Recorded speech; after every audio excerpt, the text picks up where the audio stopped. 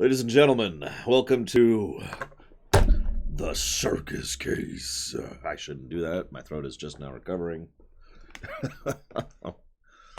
Now, I have gone on record as saying that this is basically the only case of the second game I remember, and that is true. But I want to mention that I don't remember much about it. I remember it being irritating, and I remember who did it, and that's about it. So, we'll see what we think of it once Tazara decides to not stab me in the face. No, not my face. Please, Tazara, no!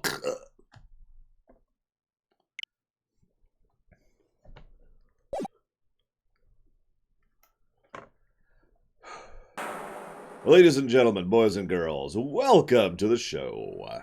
Prepare to witness a man who has mastered the wonder of flight. Timonash! Wah! And he's flung out the window. Notice how he gracefully sails for about 10 seconds before thudding and colliding with the floor. Poor Timonash. Thank you very, very much for the sub, as always, sir. Much obliged and appreciate. And I've put that towards Persona 5 Royal, a.k.a. an extremely long game that I am not looking forward to playing. God.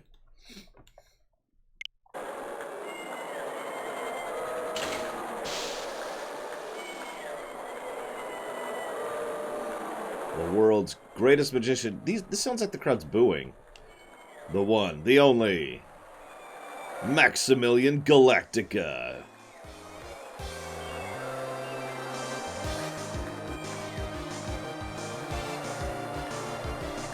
Who has mastered the art of wireframes.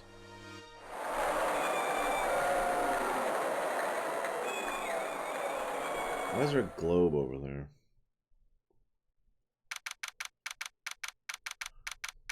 Isn't this set in like 2019 or something? By the way, hi, Tazara. Hold up. I gotta turn this down. I don't know why it's so loud on my end. I've watched some of the VODs, and listened, rather, to some of the VODs. They were fine in terms of audio. In fact, it was a little quiet there. I do not know why this freaking game is so loud in my headphones. Anyways, that's like being in a dream. I haven't even caught my breath yet. Poor Pearl. I hope so, Dream Whisperer, because she is adorable.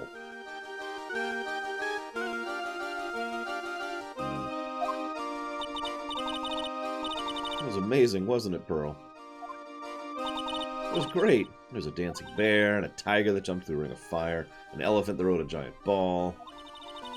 And there was this guy who flew through the air. You could tell because his name is the one in the background there, going over everything. Spoil what next time? Oh, excuse me. Yeah, Max Galactica. He was absolutely fabulous.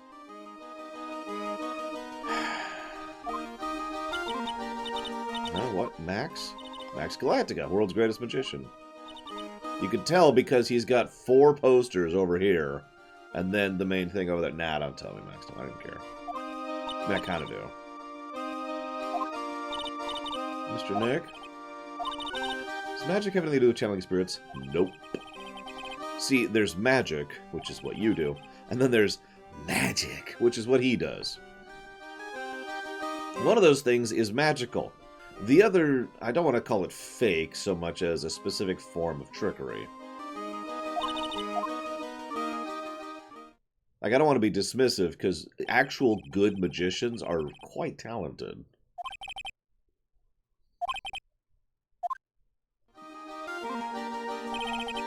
Thankfully, Pearl seems to be recovering and is returning to her normal self. It's time to go.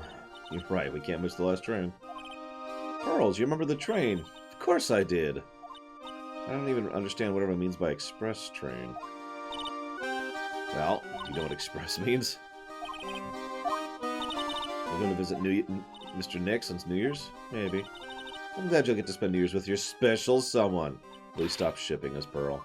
I only have eyes for Edgeworth, who's dead, apparently. Totally dead. We have dismissed that claim.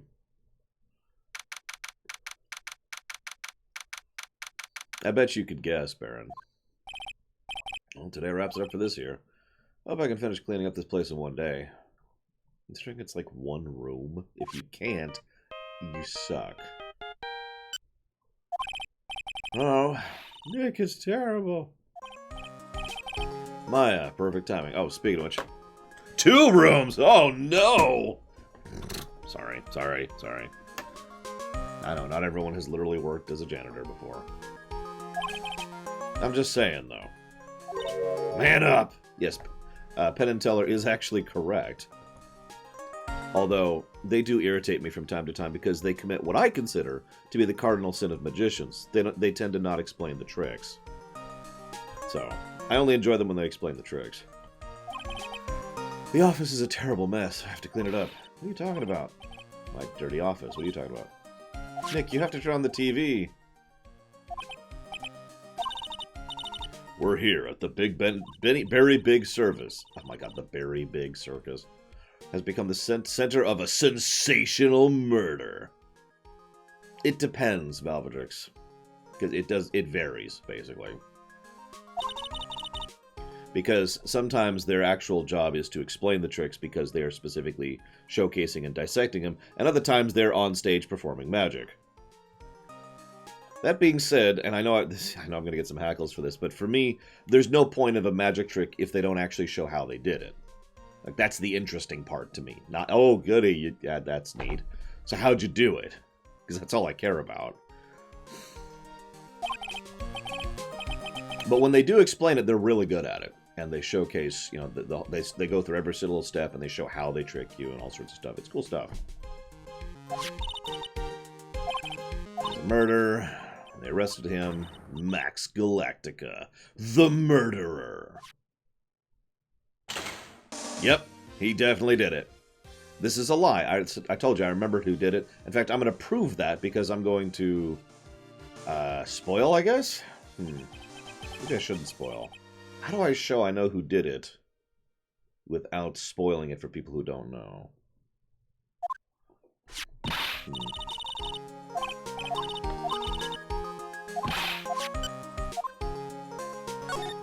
That's not a bad idea, Juanta. I will write it down and reveal it later. I just need to find this archaic and ancient concept known as paper.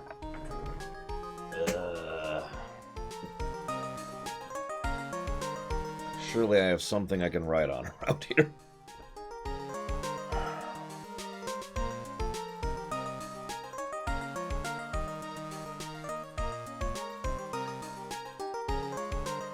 Whatever. I don't care. I know who did it. Moving on.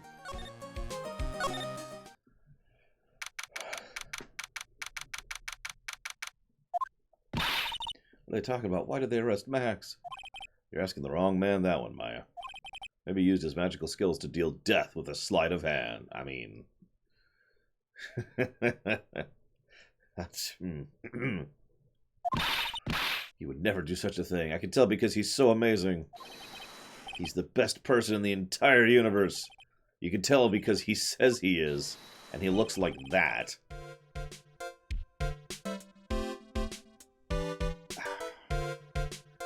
Okay, so I don't like to judge people based on appearance for the most part. But, that is, like, offensive to the eyes. There's just so much color. And it's just... It's like I'm being attacked. I'm being prism sprayed. There you go. I'm being prism sprayed. Alright, sweetie. Pick a card. Any card. Call me sweetie. Swoon! Like, really big... Yeah, it's like Setzer, except if Setzer decided to suddenly stop having all fashion sense. I picked this one. I thought you'd pick that one. The Ace of Hearts. What can I say? You've stolen one of my most valued possessions. One of Maximilian Galactica's hearts. How old are you? I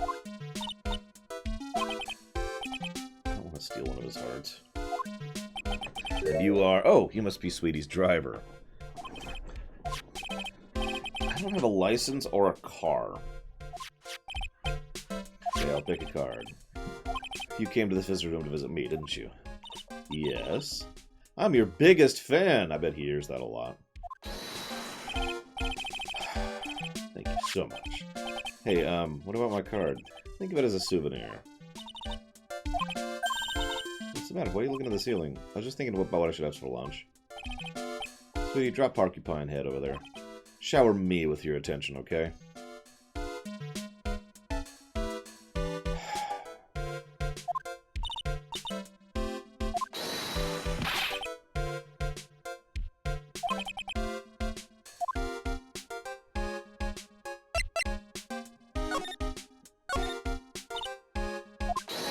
Yourself.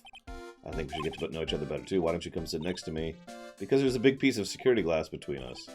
What in the world? If only I could use magic, then I could make this wall disappear. Anyways, you've become awfully famous, haven't you? That's Maximilian to you, Porcupine Head. You want a prestigious award? The Magician's Grand Prix. An award that recognizes I'm the most fabuloso of fabulous world magicians. There's a trophy and a bust. It was an amazing day.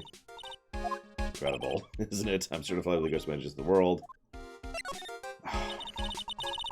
You're signed to an exclusive contract with Big Barrett, correct? Actually, I don't think we are yet, Dream Whisperer. You can't watch a magician on TV. You have to see it with your own eyes. The circus is a dinosaur. Nobody cares about what's going on there. That's why I signed the contract. Thanks to me, the Berry Circus is fabulously popular. People come out in droves to see me. I revived the dinosaur that is the circus, but it's just another magic trick. So he's single-handedly claiming responsibility for turning the circus around. Sure.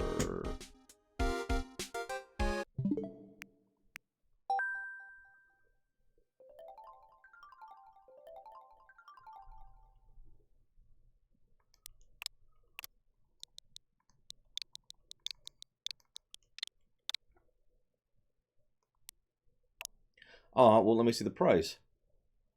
Well, yeah, I don't know how expensive it is. For all the things I like about the Switch, the storefront is not on that list. They have a decent back end, but their front end is not great.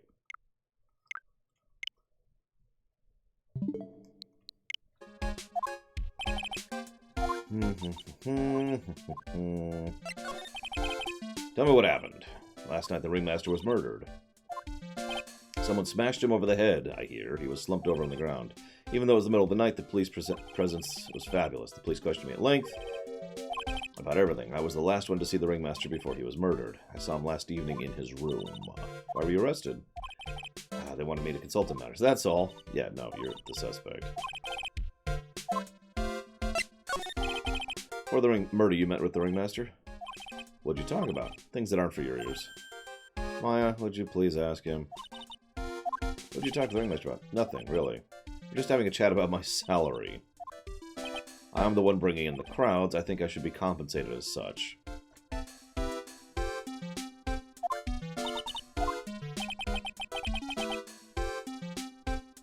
That's all you talked about? Of course, it was a fabulous chat. Chain, chain, chain, chain, chain, chain. The secret is he dyes his hair. His hair isn't naturally pink. Okay. What's this badge? Is it used in disappearing act? No, I'm an attorney. Why are you wasting your time talking to me? Okay, relax. You're just a little over anxious, I think. Anyways, I've been curious about something for a while now. Why do you keep looking at me with such a sad look on your face? Because you've been arrested for murder. Oh, don't be ignorant. They wouldn't arrest someone like me.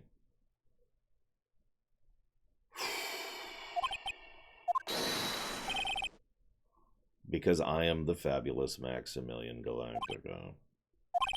They're a big star of the circus. And that means I'm rich. I'm paid fabulous sums. Which means what? Quit joking around. You've got to be pulling my magic wand. No, I guess I can't, Max Time. I can blame him for being an egotistical prick, but I cannot blame him for being in denial. They don't arrest people as a joke. I don't know. This is apparently based on Japan.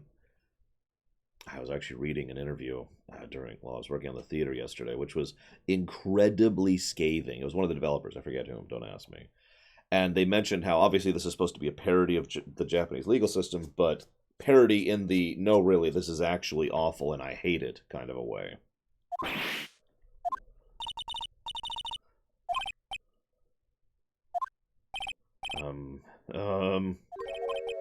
I mean, you're a lawyer, right? Please help me, I didn't kill nobody. Well, your fake eyelashes certainly killed my heart. I may be more spoiled than a hog in a hamburger mud pit. Hamburger... ugh.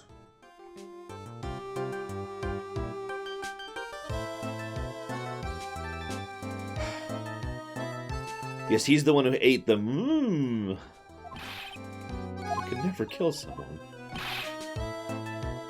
You know, in real life, I would believe you. Most people don't really have what it takes to be a murderer. No, really.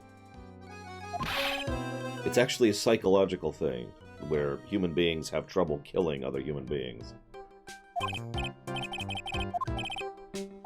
Yes, I'll take your case. Thank you. You're always such nice folks. Yes? What's your real name? Billy Bob Johns. What's the matter, Maya? He's really just a country bumpkin. Hey, now that's not fair, Maya. Where you come from and who you are two very different things. I must apologize for not being absolutely fabulous self just now.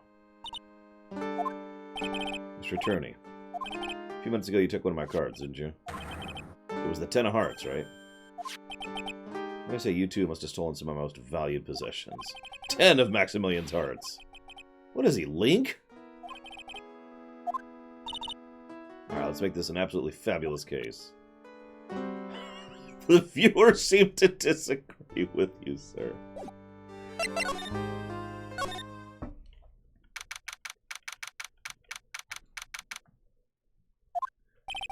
No, Shikor. I want Link to kill him to gain a heart. Like a heart piece, you know? What's the matter? You seem down. Who would have guessed he was a country bumpkin? Maya. Just chill. Chillinate. What's the matter? He's just a country bumpkin. Who cares? His real name is Billy Bob Johns. Who cares?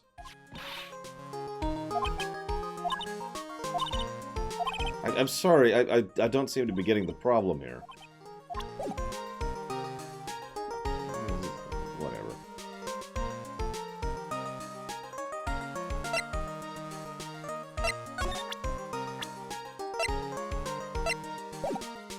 Who would voice Maximilian? Whoever got the short straw.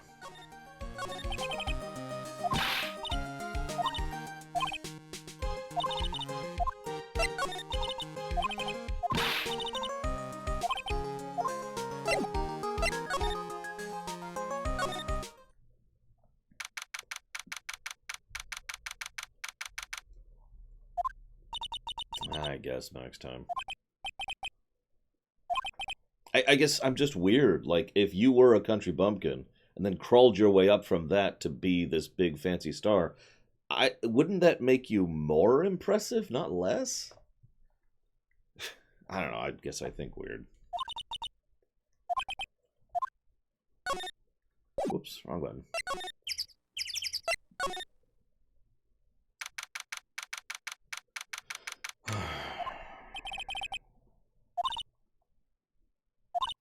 Nick, do somersaults. I am not doing any somersaults. Why not? You look like you'd be great at it. Grrr. Grrr. Tiger, which is actually really dangerous and terrifying in real life. And we die. Well, that was a good game.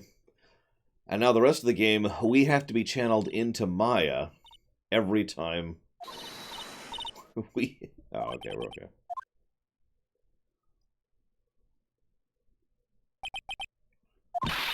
Yeah, you okay? Scared you, didn't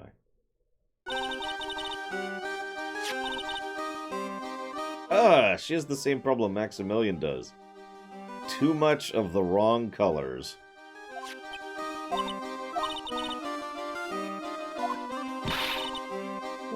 What's the matter, me? Like, he almost died there. He wasn't anywhere close to getting hurt, let alone dying. This little tiger hardly ever bites people. Hardly ever? Besides, people normally never get to play with a wild tiger, right?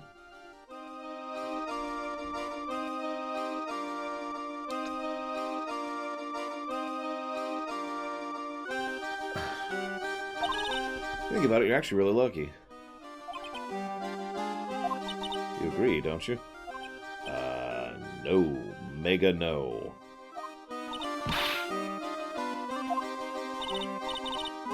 Your costume. It's cute, I want to try it on. You mean my clothing? You don't mind me trying it on, right? I guess not. Yeah, you're the best. Okay. Oh, I forgot to introduce us. I'm Regina Berry. There's my Faye. Phoenix Wright. When you put us up next to an animal tamer, I bet we look really odd.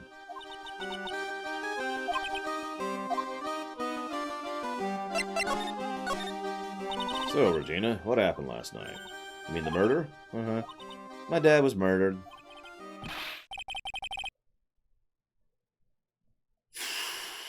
You know, we joked in the first case about how totally blasé she was about the dude dying, but...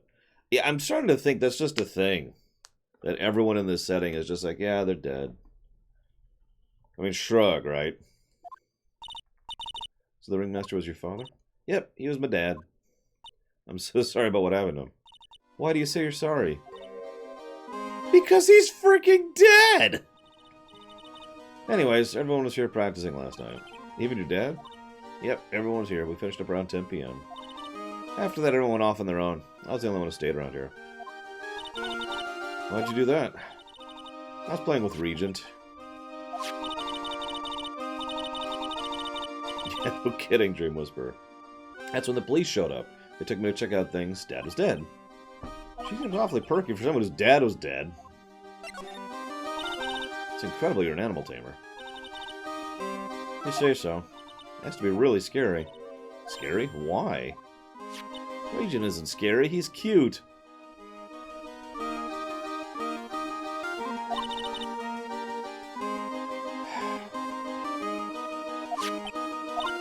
So, Leon the Lion. Regent and Regina. Interesting name choices. Leon died? Yeah. Actually, he was killed. My dad killed him. What? Why did he do that? I'm not sure why I did it. Okily dokily. We're just gonna pretend we never saw that. It's Max! Hey, where is Max now anyways? You don't know? Nope. He's been arrested. He's charged with the murder of your father. It's okay. Nick and I will help him. He isn't the guy, is he? I mean, the criminal? Or is he not? Worried about so many things right now. Like what?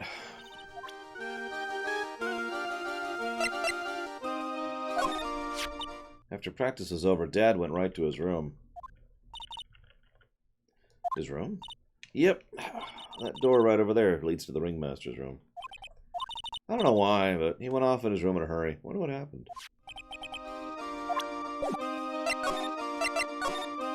So, what's on your mind? What's the matter? I'll tell you, but just you. Really? And then... Oh my. Come on, Nick, there's no reason to pout. Don't worry about me. Someone professed their love to her. Someone who is an idiot. Or incredibly superficial. It was Maximilian Galactica. Your Honor, the case is closed. Or the defense rests. Prosecution, whatever. And then on the exact same day, another person professed their love for her as well. Who was it? Someone named Trillo. Trillo? Yeah, he's a tenor who sings. Adina seems quite a hit with the men of the circus. Yeah, I'm sure everyone's had a ride. She must have strange powers over them. It's called a vagina. Anyways, so. It's not that strange. Oh, a ladder. It's just a step ladder. What's the difference? They do the same thing, right? I think you should stick with the basic facts of the matter. Okay.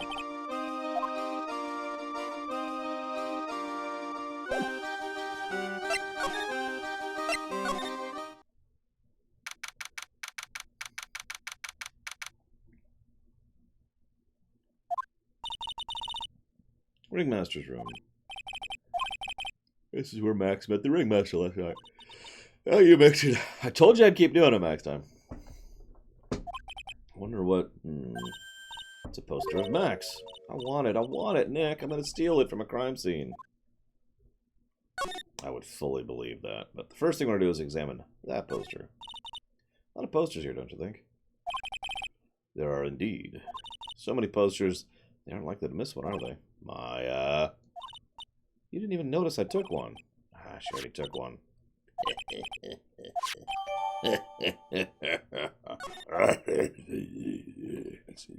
Power. It's a table for guests. There's some paper scattered on top. Ah, look at this. Max's salary is written on this piece of paper. What is it? I didn't know. That salary is incredible. How much is it?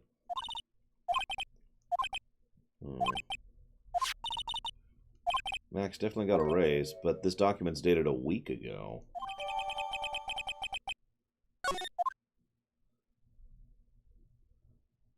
Oh, by the way, remember what I mentioned earlier? Anyways, move to lodging. Get off my screen. Good morning, Junior Shark. Congratulations. My mother is getting to the point where she and her roommate, which is her sister, are going to have to start, taking toilet paper from work in order to have it, because it is getting to be that much of a problem. Because they don't buy in advance like I do. So, seems to be a dorm where all the performers in the circus stay. Really?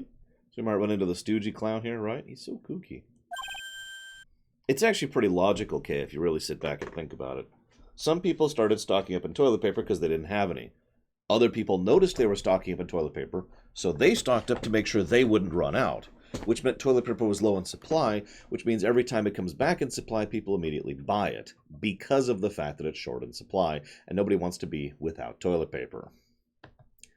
It's actually extremely basic snowballing, if you think about it. It is still stupid, but it is logical. I'm sorry, one moment. I just realized I need to do something really quick here. This will not take me long.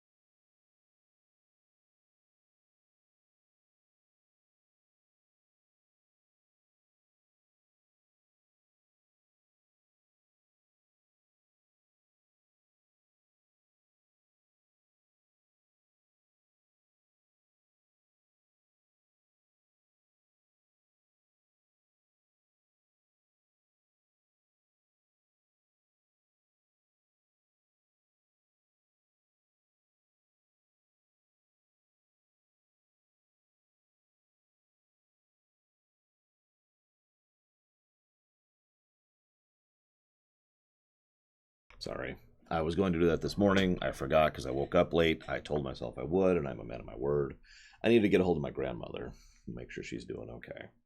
So I did. Moving on. It's Detective Banjo.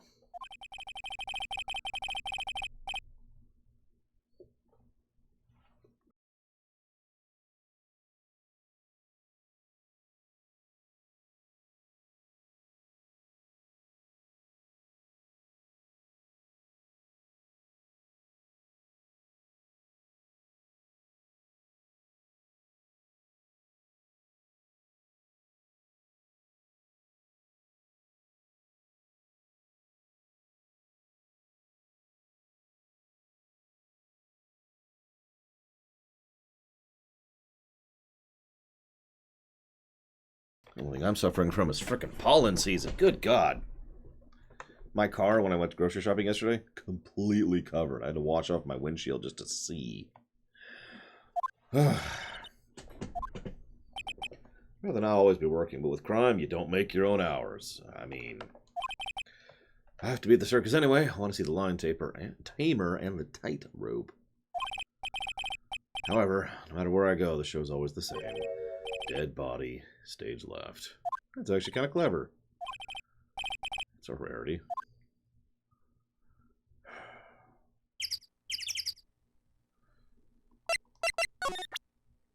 Whoop. You flashed that badge at me so many times, it doesn't work anymore. Why don't you try wearing a different badge every now and again? Well, I do have Steel Samurai badge. How about that one? I'll only wear it if Detective Gumshoe carries a Steel Samurai police badge. It's a deal. What? Don't make me look at that. You're making me nervous. Looks like Max is the most unpopular guy in the circus tent. You know what they say, bad attitude follows you everywhere. Just because someone has a bad attitude doesn't make them a criminal. Actually, no, it makes them the most likely to be framed for a crime. It's not just his attitude. I got proof. He left something behind at the scene of the crime. One of his magician's trademarks. An incredibly well-made silk hat. It does have the classy decorative elements. Peacock feathers are not classy.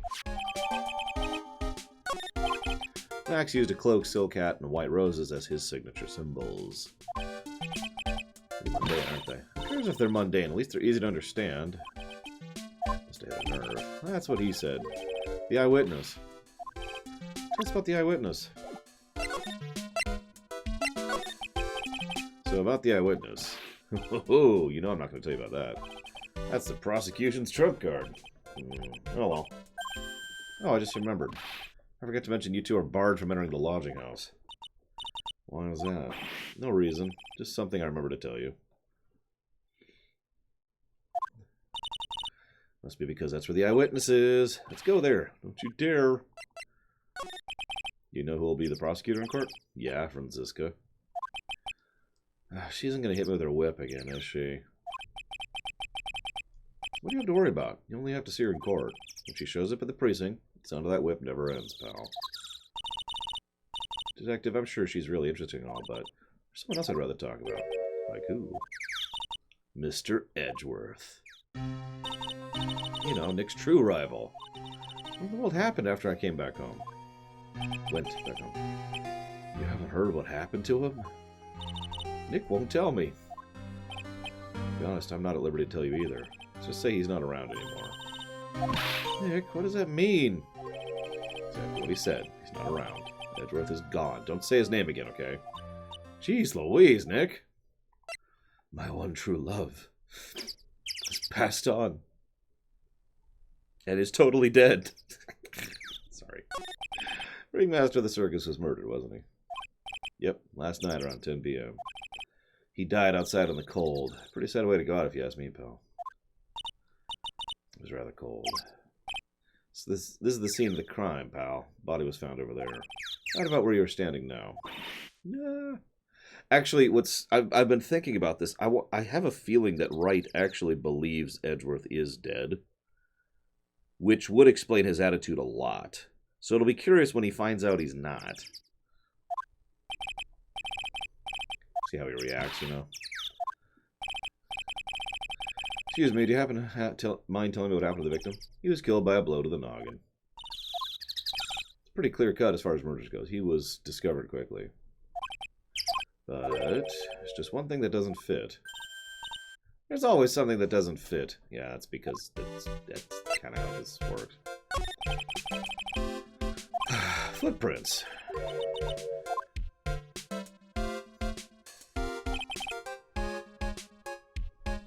Yeah, there's no footprints. Other than the guy who walked up and then apparently died. This wooden box? I gotta be honest, I don't remember all of this case. I just remember who did it and a couple other little details. Calm down. Take a look at the footprints. Victim's footprints are right there. But the killer's aren't. Where did the killer come from and where did the killer run off to? These things I will destroy! Wait, sorry, I have FF6 on the brain. Obviously, there's no way the killer committed this crime while flying. A flying culprit? That's right. He has a flying act. Yeah, he's not actually flying, though. There's probably... Okay.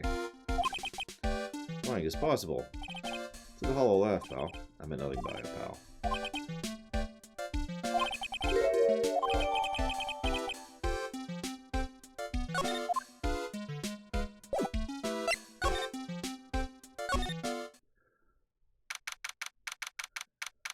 I mean, I've already seen several ways I could be like, huh. But as usual, our job is to find the actual killer, not just prove innocence. So, someone over there, excuse me.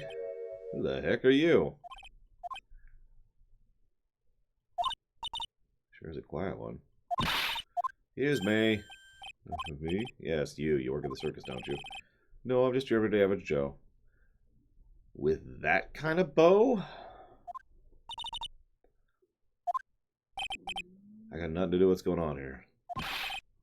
He's lying. Any regular person, like any regular person would hang around the circus dressed like that. I'm a spirit medium. I happen to be passing by. You're some kind of carny? I'm not a carny, I'm a performer. I'm a ventriloquist. With a stutter. Benjamin Woodman.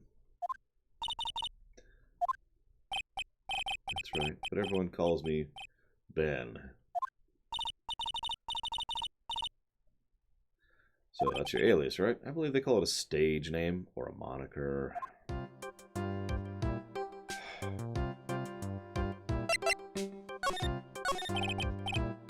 You mean me, Ben? You mean me? About the murder. I'd like to ask you details. I'm just a regular normal guy, I don't know. He's so nervous he's creeping me out. The lore runner is in fact what I was born as. My mother was like, one day he will grow up and be both a gamer and a storyer, and thus he shall be called the Lore Runner. And lo, we're done. But then she realized, wait, there will be many pretenders, because for some reason there actually are a lot of other Lore Runners out there. Like, if you look up Lore Runner on Steam, you'll probably not find me, as my sister found out last week. So, we must call him the Lore Runner, to make sure it is always known as him.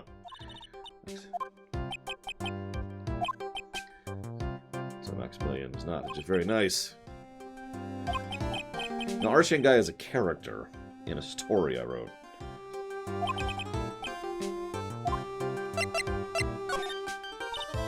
So you, oh yeah, or the Lork, if you prefer. Just a regular guy. You already told us you're a ventriloquist. Oh yeah. Do that? Yell at him? You can't do that. Yes, I can.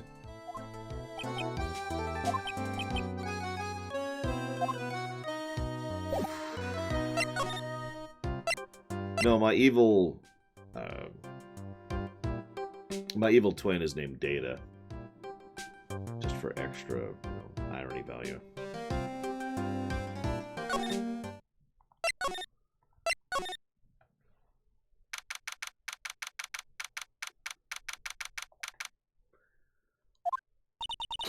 Kablamo! Congratulations, you're the big wiener. I've decided to burn this circus to the ground. Would anyone like to join me? We'll make a party of it, right? The 1 millionth visitor to the room of Mr. Mo Curls, aka me. Earplugs earplugs. Must find earplugs. Celebrate this moment. Just give you a cure for an organic grape. Just one. Did you get my joke right there? Aha, aha, aha, aha. I welched on giving you more than one.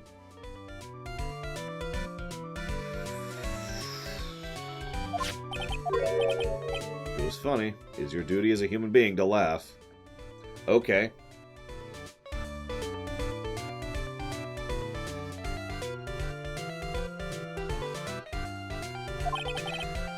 People who don't laugh are usually last seen in Lansing. Catch my drift? Aha, aha, aha, aha, aha, aha, aha, aha. Aha, aha, aha, aha, aha, aha, aha, aha. This is a Faustian nightmare. No, nobody's offered us a deal yet. Clowns are always funny in my book. In my book, they're just funny looking. You should have two great taste in clothes, girly. Look at that garb. You look like Greta Garb. Aha. Aha. Aha. Sorry. Heck, you can't. You know, I can excuse a bad joke or two, but this guy keeps laughing at his own jokes. That's what I object to. Okay, but you have to admit he's kind of funny. No, I don't actually have to admit anything.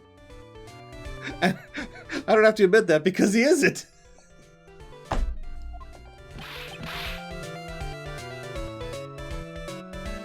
He has a rare condition that makes him laugh out at things that aren't funny. Wait. Is this Joker? Ladies and gentlemen, the crossover event of the century. This game is crossing over with a movie that came out last year. Could you please tell us more about Very Big Circus?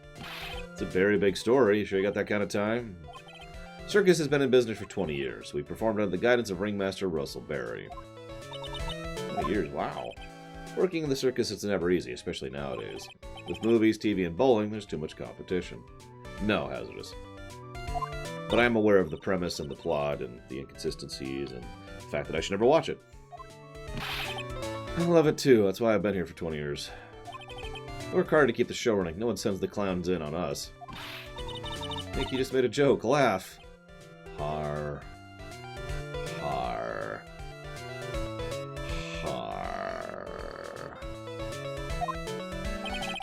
Ringmaster was a real big shot in the circus world. A real class act. What's with the carrot motif? As a carrot lover, I take offense to this man. Or however that's supposed to go. He knew that I had a family to care for. He was happy to take care of his employees. How could anyone do that to such a wonderful man? Oh, excuse me. Wiggity, wiggity, wiggity, what? Nick was born without a sense of humor. It's true. I had it surgically removed when I was a baby. Don't worry about it. How can you fall for someone being born that way? Let's talk about the murder. Let's see. It must have been around 10 p.m. last night. After rehearsals. Hold up. I don't even have court records yet. Maybe I do here. Nope. After rehearsals were finished, I was tuckered out, so I came back here. After that, I went to bed, and that's when I caught a peek of it. The crime scene. This guy's the eyewitness. The ringmaster was truly ahead of his time. He would always add new elements to the show. That would be funny, okay?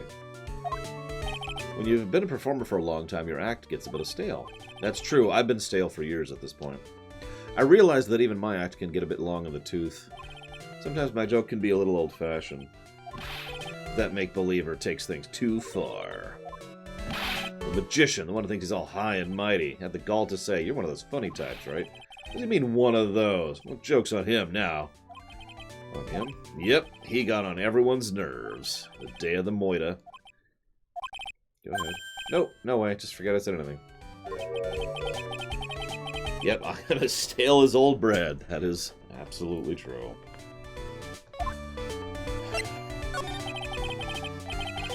You say you saw the crime. Do you mind telling me what you saw? Well, the police told me I can't share my story with others. Don't say a word, pal. Just gonna have to let those lips stay zipped. That's not fair. I guess you're right. Maybe I can tell you a few details. But only if you can get old stiff lips here to make with the funny. You mean me? Nick, you can do it. Ahem. Just getting right. Okay. Do you know why I, Phoenix Wright, am a great lawyer? Because I'm right all the time.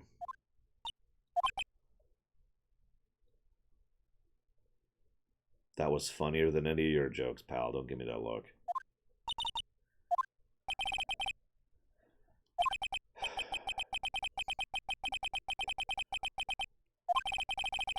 It wasn't the greatest joke I've heard, but you did try, so I'll tell you what you saw. What I saw. Sorry, he's in... That's true, I am also incapable of being funny. That night, when I tucked myself into bed, I heard this amazing noise. It was incredibly loud, like a giant thump. Yeah, that's probably the sound of something heavy hitting someone's skull. When I heard it, I jumped out of bed, and that's what I saw.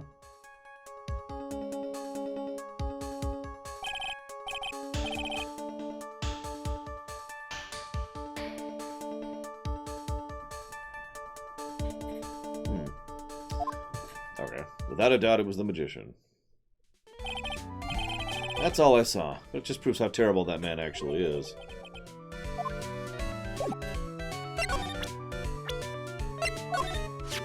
Oof. If he thinks he can kill the ringmaster, it's only just that he should die too. Sorry, I crossed the line. But he is truly a disgusting human being. Why do you hate him so much? Let me tell you this story. Morning before the murder, something terrible happened. Max clonked Ben right over the head as hard as he could. You should go to the cafeteria and investigate for yourselves. Let's just say there's gotta be something interesting there. Yeah, I noticed there were still no footprints on the photo.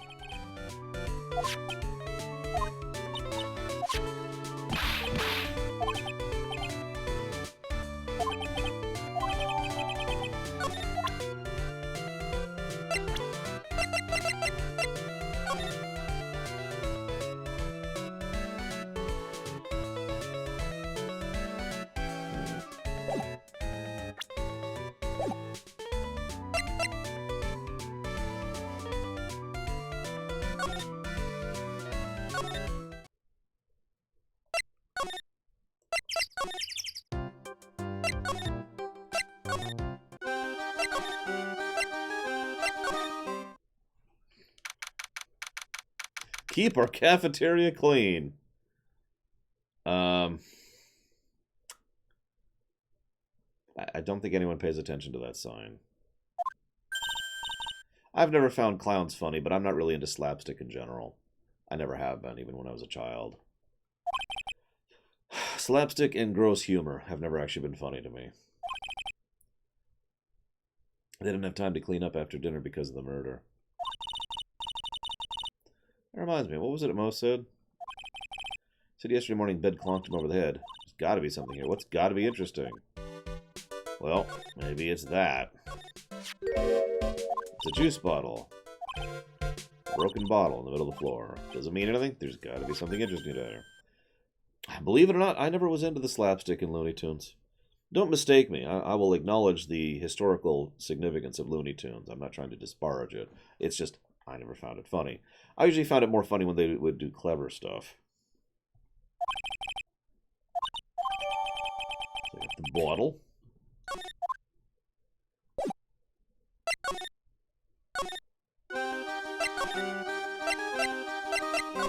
Hey, Rex is online. Of course, he's not on stream. Not that he would ever watch my stream.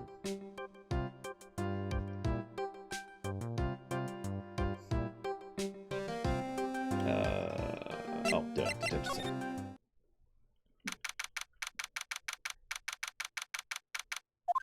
I would actually agree with that, Shikor.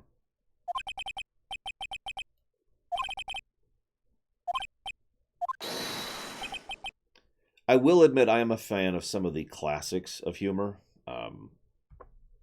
The infamous Who's on First sketch comes to mind, and I can't think of the name of the group who does it, but some their gags tended to make me laugh, even when I was a kid.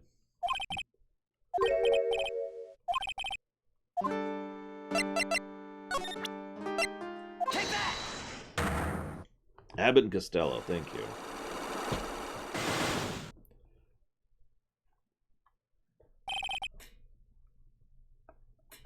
I haven't saved in a while. Nah, whatever. Last night you met with the ringmaster, correct? To negotiate your salary and such? Exactly. We reached an agreement about the salary for my 6-month-old contract. Well, there's the first flaw. It's the truth, the whole truth? What do you mean? You're lying to me. I hate lies, and I hate liars even more. So you hate yourself? That would actually explain so much. Do you have any proof I did something other than negotiate my fee last night? Yeah, I totes do. Take that! I also like timing-based humor, Baron. I was on the table in the ringmaster's room. You weren't lying when you said you received quite a raise. Is there a problem with being well compensated? Not with the compensation, just a date. This is a week ago. You finished your contract negotiations a week ago. That night, the ringmaster called me to his room. Called you? Why did he do that? Sorry, sweetie, that's private. Max, perhaps you could share what we spoke about? Well, not if I don't have to. Take that! Isn't this why you were called into the ringmaster's room that night? Where'd you get that? Cafeteria. But you already knew that, didn't you? Of course. Where's he getting the cards from? Sorry, I should say card. It's the exact same card each time. Max. It didn't fall and break on the floor. Use this bottle to... attack Franziska. No.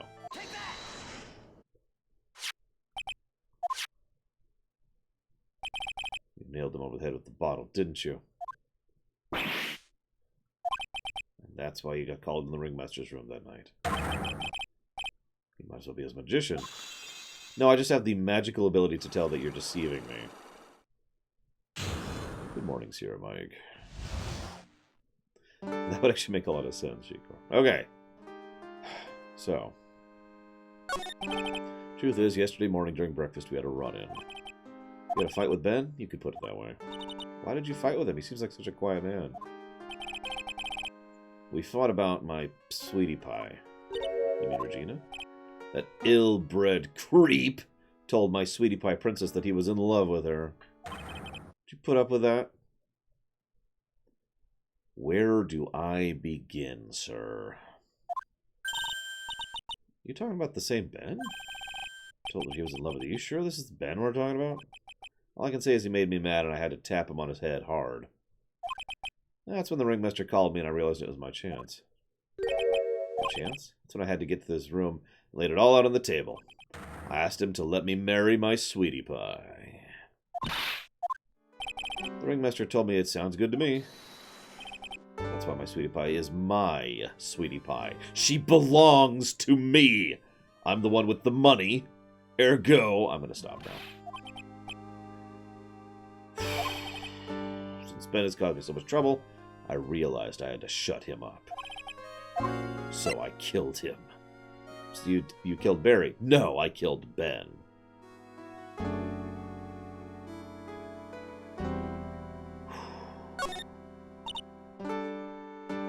What do you mean by shut him up? You don't know, do you, my sweeties? Trillo can't say a word without Ben.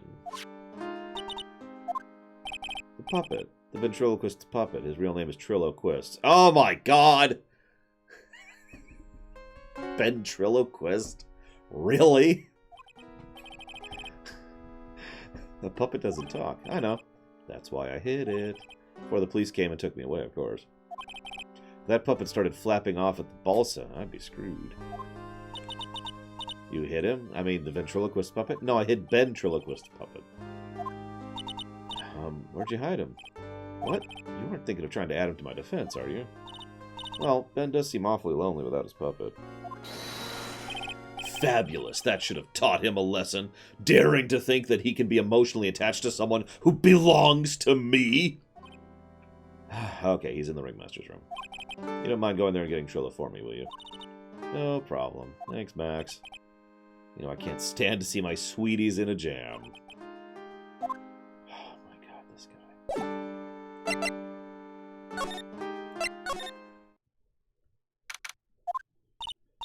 Ben's not here anymore. Yeah, I wanted to ask him some. It's cold out. He probably went in the tent. Yeah, probably.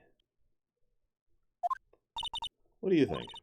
I wonder if we've been making any progress. Don't be so negative. Of course we're making progress. So far we've determined that he's committed assault. But not murder. Big difference, legally speaking.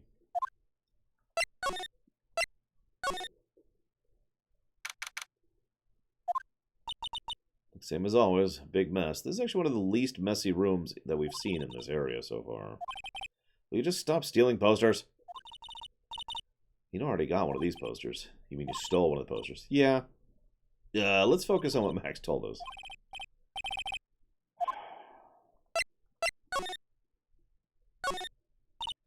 Look at all the cute trophies. Indeed, look at all the awards this circus has won. All-County Quiz Champions, Ringmasters Association Mini Golf Master. Beer Belly Balloon Bounce Champ, Pet Grooming Grand Prix. Wow, the Ringmaster is multi-talented in ways I could never imagine. There's something shoved under the bookshelf. Hey, it's Trillo. Ben's Trillo.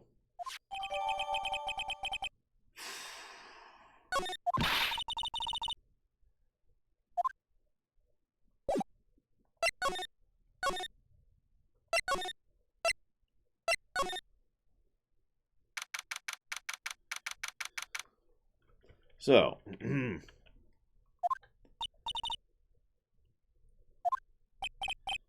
hello. Hello to you. It's awfully cold today, don't you agree? Yeah. Do you think it's cold? I don't see how talking about the weather has anything to do with anything, so let's just get on with this, shall we? Here, take your damn puppet. There you go.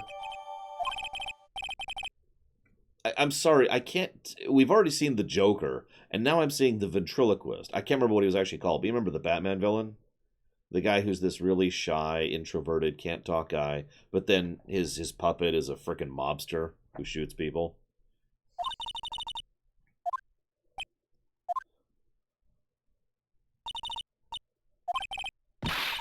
Wait, what are you looking at? I'm right here, you blind wench. Oh, he was the ventriloquist? Yeah, okay. What's your problem, anyways? Don't you know how to properly grate someone? That was it. Scarface was the puppet. And yeah, ventriloquist was the dude. Sildear was the amazing.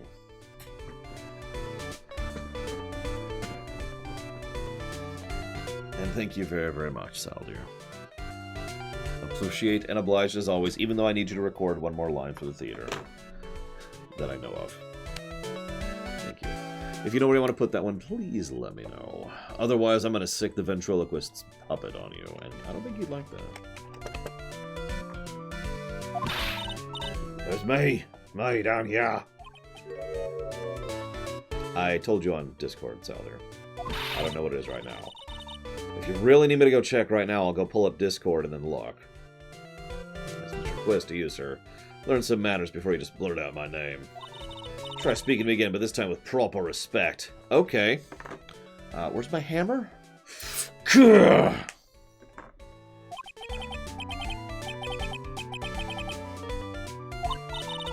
Look at me when I'm talking to you, 8-bit excuse for an attorney. Excuse me, this is the GBA era.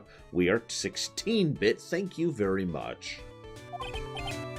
We talk about insulting people, you promised. He was mocking me. Not being mean to bullies was not included in the deal. I'm sorry, Trillo. I think I'm starting to realize why people don't like this case. Everyone's irritating. Like, there's quirky, and then there's irritating. You know? Like, for the most part, none of the quirks have really irritated me, with only a couple of minor exceptions. This is just... what is this garbage? Anyways.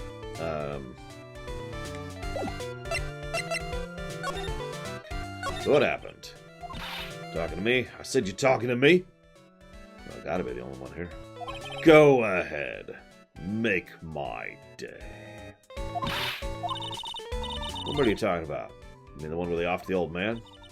I guess so. No need to make such a fuss about things. That old mutt paid us all peanuts. Trilly, you can't sing like that. I didn't raise you to be that kind of puppet. Apparently you raised him to be kind of puppet that punches you regularly. Is he just the ventriloquist straight out of Batman? Like, the Batman parallels are continuing. We've even got a wheelchair guy later on, too. They're an odd couple, aren't they?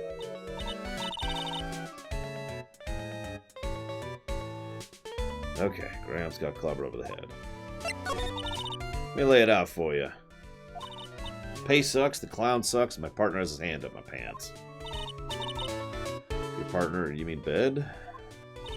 Yeah, the creepy old guy never finds it in himself to leave me alone. I'm to back off, well, he's just another dorks around here. I'll be fair, in this cesspool of human garbage masquerading as performers, I found my Madonna. Regina, lovely Regina. She's stunning, isn't she? No. No, she is not. You'll have to excuse him. He does not understand of what he speaks. I, on the other hand, am an appreciator of true beauty, hence why I shall marry her. She will belong to me. The master got knocked upside his head by that cheap flying fraud. You mean Max Galactica? What is this, Punch-Out? Straighten up. I'm made of wood. Besides, you were there. You know what happened. That's true, Dream Whisperer. I'm blinded by her color palette. If you're interested, then I'll let you in on the facts. You're gonna marry a Regina? That's right. She hasn't quite realized the joy that awaits her, does she? Okay, I gotta be real for just a second. I was just thinking about what a nightmare it would be to actually be romantically involved with someone this messed up mentally. Where he's super shy and quiet, and therefore has to speak through a damn puppet in order to express himself. Like, this is some next level stuff right here. There's a reason I keep comparing this guy to the ventriloquist, if you've seen the show especially, but if you've read the comics, you know what I'm talking about. That guy is one of the more messed up villains Batman goes after because of how badly his split personality situation is. Just yikes.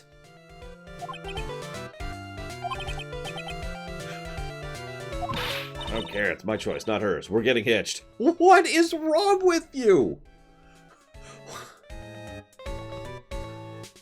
People are not cargo, mate. I gave her a special gift. I gave her the wonderful gift of song. Aw, how much did that cost you? A renowned tenor. You'll happen to know I've decided to grace you with one of my songs. No, no, no, no, no, no, no, no, no. I want you to touch me. I want you to kiss me. The rest is private. Thank you for not sharing the fact that you want to screw her.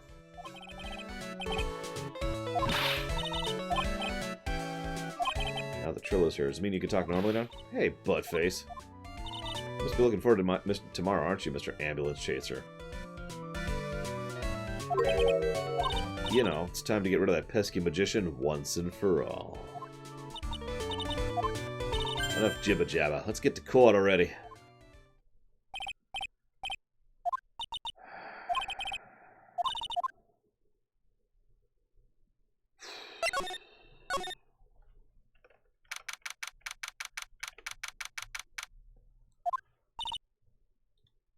That's a good question.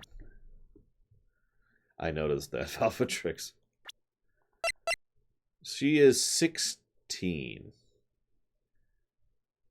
He's 21. He's 31.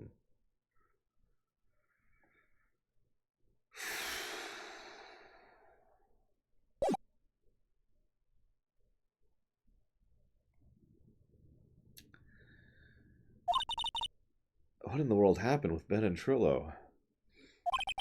Quite a pair of those two. And now there's a monkey. Who just stole my badge. Drag, is that on the list out there?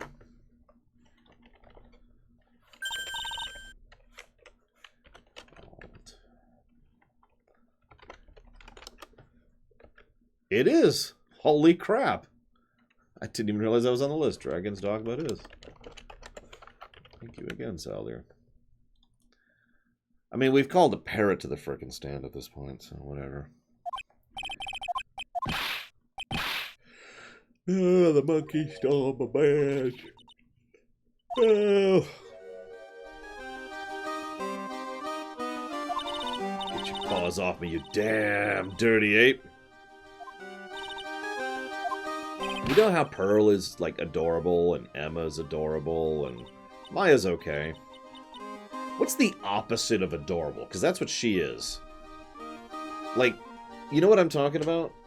Okay, maybe this is just me, but there's things that are cute, and I love things that are cute. And then there's things that they try to make too cute, and it just kind of ends up sickening looking as a result of trying too hard to be cute. That's this. My attorney's badge. Don't worry, I'll help you out. By the way, the monkey's name is Money.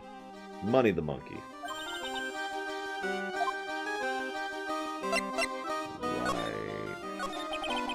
Monkey's called Money? Yeah. Well, the rich ape just stole my attorney's badge. Mind if I get it back? Even I have money problems.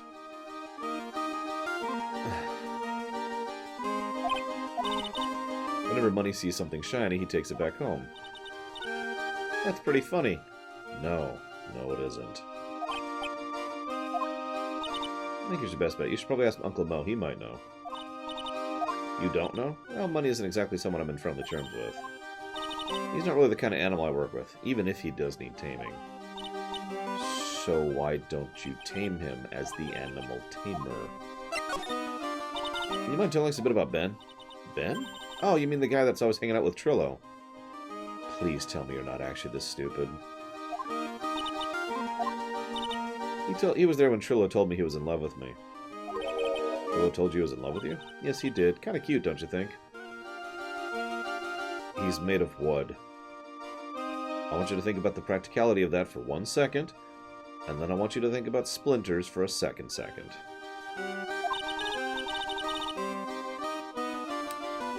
He's so smart and he's such a wonderful singer. I love him. But what about Ben?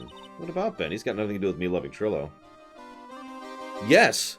Yes, he does!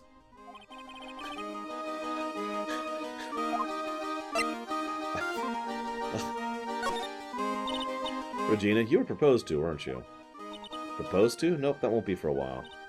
That's strange. Max and Trillo both said otherwise. No, she's not, Baron. She's in love with the 1-year-old man's puppet. Max only talked to the ringmaster about it. I forgot about that. He asked the ringmaster for her hand, not Regina directly. So I guess Trillo hasn't asked her directly. What? He's gonna propose? I'm so confused. How about you, Maya? Who do you think I should go for, Max or Trillo? You do realize that Trillo's a puppet. I don't care that he's a bit stiff.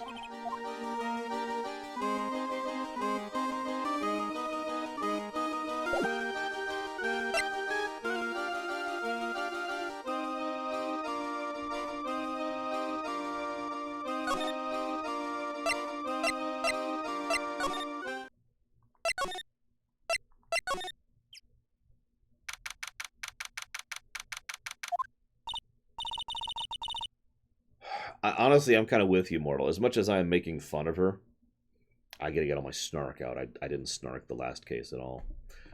As much as I'm making fun of her, this sounds like this is someone who is criminally closeted, criminally cloistered, to the point where she has no idea of the real world at all. Like, this is bad. Either that or she has just gone completely cuckoo for Cocoa Puffs because of trauma, which is a thing that happens.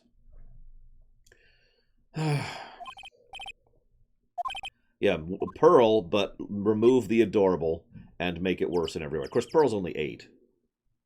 So, you know, there's still a chance to change and move on and blah, blah, blah. Where am I going? Mo's room. Do I have to go into Mo's room? This guy doesn't have an excuse. He's just terrible. It's alright to be wrong every now and again, right? It took a while for the joke to find its audience. What can I do for you? You remember a good joke you wanted to tell me?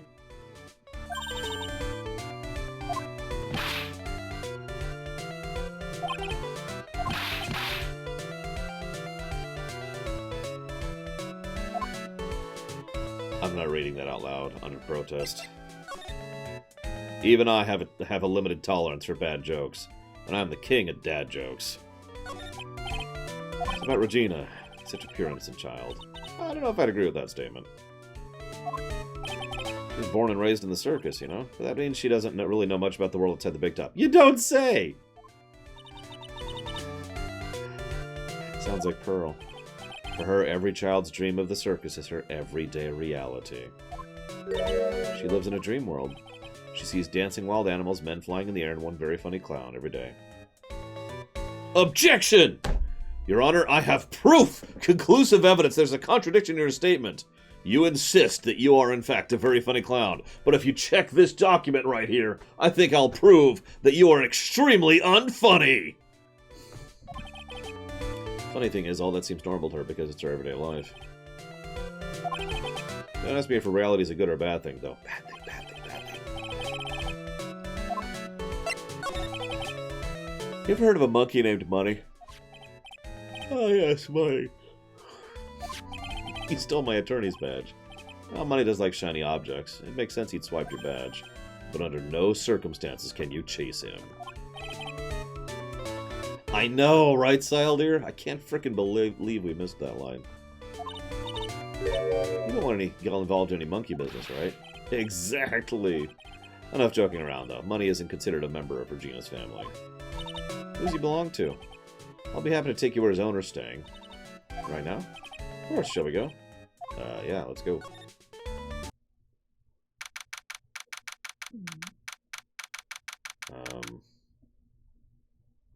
Interesting assortment.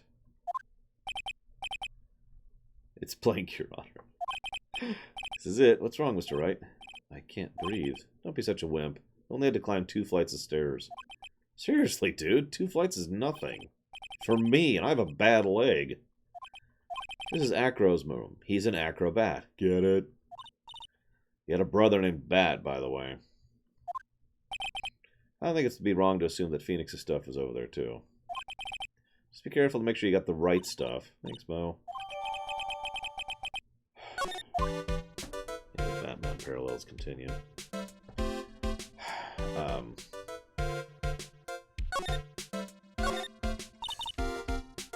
Okay. Fork, a mirror, everything's shiny. Even a really cheap-looking knockoff wristwatch.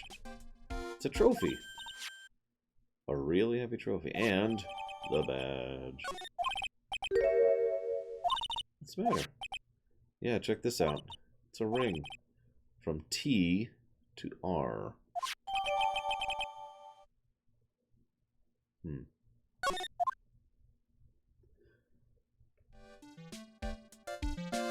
Alright, guys. For those of you who have not seen this case, of the people we've seen so far, who do you think's the real killer?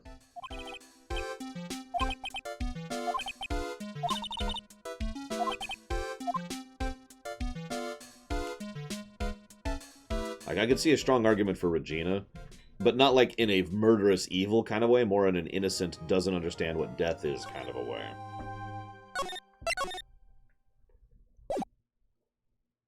Yeah, the ventriloquist would be my guess number 2, if I'm being honest. Because issues. Major issues. And I admit I'm biased because of Batman. If I don't have a glass of milk before I go on stage, I just can't function. Stage? Don't worry, there won't be a stage. All you have to do is sit down and not say anything ever.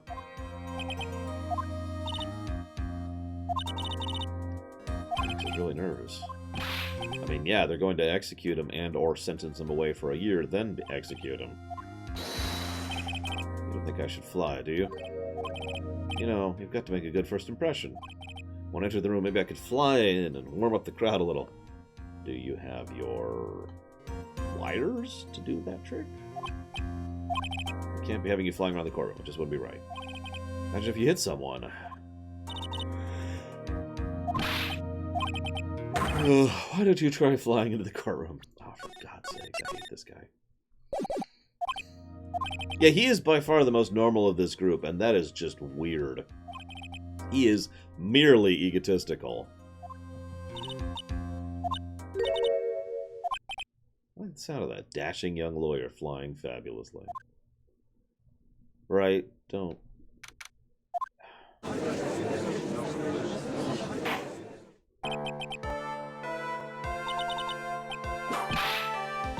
Your Honor, get on with it. Sorry, I just realized the defendant's name is Billy Bob Johns. Oh, isn't the defendant also known as Maximilian Galactica? Yes, Your Honor, he does often go by that name. You know, my grandchild's a huge fan of his. I think everyone here wouldn't mind if we called the defendant Maximilian Galactica. I'm sure he'd love that. Miss Von Kamm, huh? Hope you didn't bother thinking you'd win this one, even though you've already beaten my perfect record, so I'm not sure why I'm bothering to defeat you at this point. The spirit channeling trial was a sham. I refuse to acknowledge its legitimacy. Whoa! I thought the circus freaks were blind. It did not count. Uh-huh. We have no chance. Zero. Zilch nada. I'm not losing this case. I wonder how she's going to react when we win this case. Why? Because it is not in the nature of a Von Karma to lose at anything. Man! Hi, my name's Reality. Here's your check. I'll be needing that payment immediately.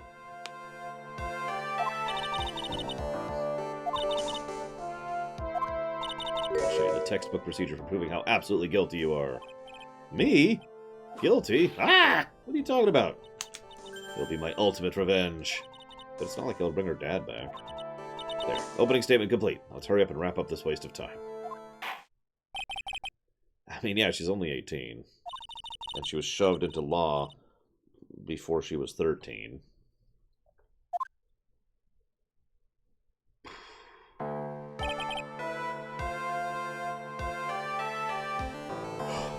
Sorry to keep you from your work, as I'm sure you need every penny you earn. It's also no trouble at all. I've been looking forward to this. I'd like you to begin by shedding light on the events in question. At your service, sir.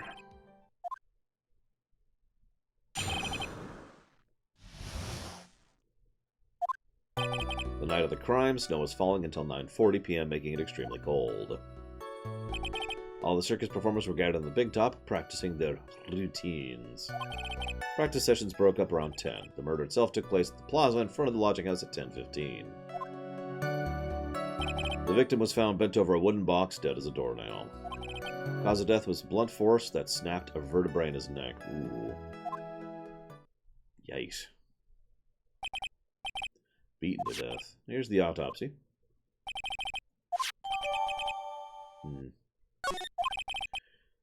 Very well, Mr. Wright, you may begin cross-examination.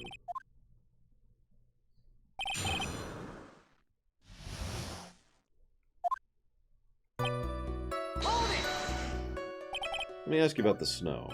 It was nearly a blizzard up until the time of the crime. Did it pile up? It wasn't such a big deal. Maybe about 1.5 inches.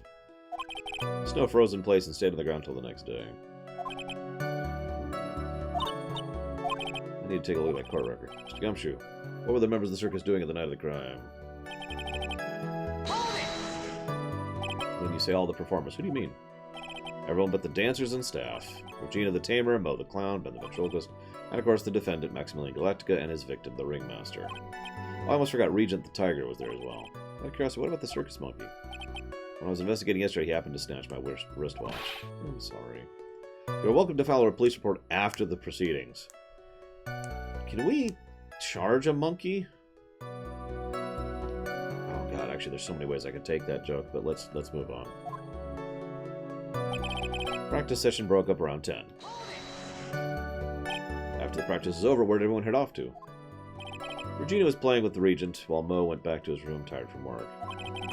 Ben the Ventriloquist went to the front gate absorbed in his own world, and the Ringmaster and Max went off to the Ringmaster's room to talk privately. Don't happen to know what they're talking about, do you? Seems they were negotiating Max's salary. Nope. The murder took place around 10:15. I'd like to be a bit more specific about the events at 10:15. Okay. We got a witness that saw the whole thing. Ow! This is totally meaningless. Time to move on. Alright, we'll just have to revisit that testimony later. Okay, victim was found bent over a wooden box, dead as a doornail. Wooden box? That's right. The victim must have been carrying the wooden box when he was killed. Why? It was a rather strange wooden box, Your Honor. What do you mean? Well, it was much heavier than it looked, not to mention it was locked.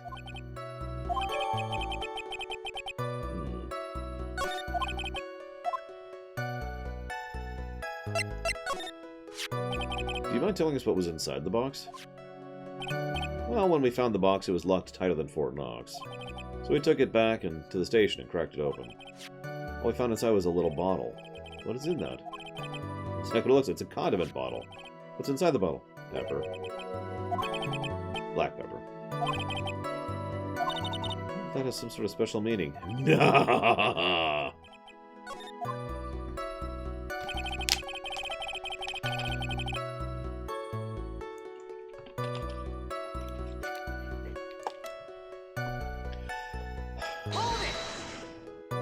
According to this autopsy report, the murder weapon was a blunt object, correct? You've done your homework, pal. You haven't found the murder weapon, have you? Police are searching for it as we speak. My theory is it's something the perpetrator ran off with. You would think so, especially since he didn't find it on the scene. No, I bet he made it disappear with magic. Ho, ho, ho, ho, ho. Well, I think we have a good feel for the details. Not even off the stand yet. Obviously, but that's due to you being slow and unable to take a hint. I don't know, but wrapped up has a mean sound to it. I'm a sensitive guy. Poor Gumshoe. Calling Mr. Benjamin Woodman.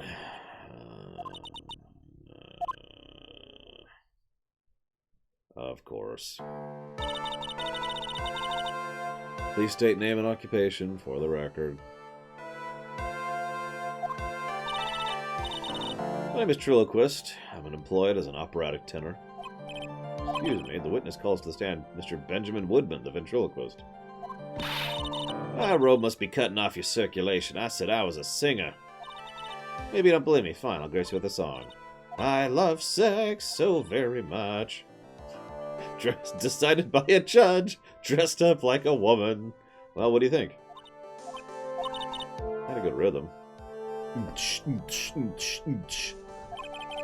The lyrics leave something to be desired. Truly, you know better than to insult a judge. Shut up!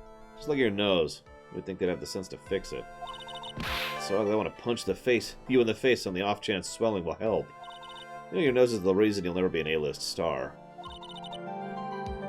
So he's a self-hating ventriloquist. Alright, I demand to know who the witness is. I'll let Trillo handle this. I'm not worried about you. You won't get anywhere trying to figure this witness out. No kidding. Let's proceed. Oh my god. Once practice is over, I left the tent with the stooge. I mean the clown. Once we got to the lodging, I ditched him and went back to the plaza's entrance. That's when I saw Max heading towards the scene of the crime. He was the only one heading that way. How could the punk not be the killer? When the police showed up, took Magic Boy away. You saw Maximilian Galactica heading towards the scene. Are you sure of that? I agree, Makix. Without a doubt, he had his silk hat, cloak, and dumb white rose. How can you mistake someone with that crazy getup and his nose stuck up so high? That's enough. I think I'll get the picture. You said you ditched the clown. That's right, dress boy. Since you weren't with him, couldn't that mean the clown committed the crime? Oh my god, he's got a point. It was a nice theory, but the clown can't be the culprit. Here's absolute proof. A silk hat? This was found at the scene of the crime, belongs to the defendant. Without question, he was wearing his signature hat during practice. If the clown was the murderer, there'd be no reason for the hat to be at the scene. That is amazingly surface logic. I have seen 5-year-olds who can think better than that. Literally.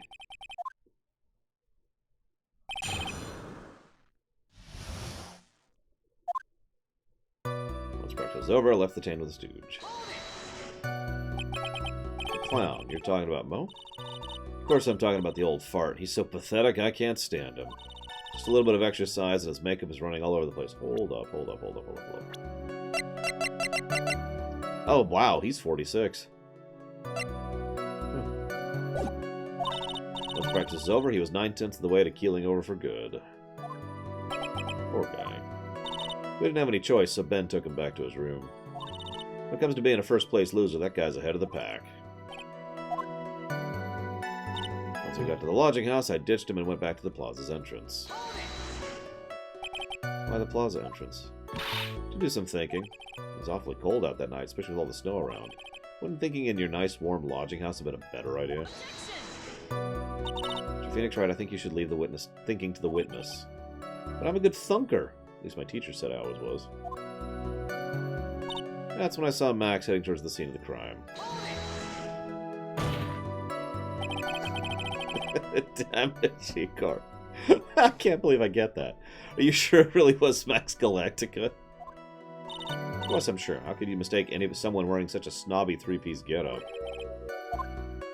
Get the wax out of your ears, lawyers nowadays. You're talking to a brick wall.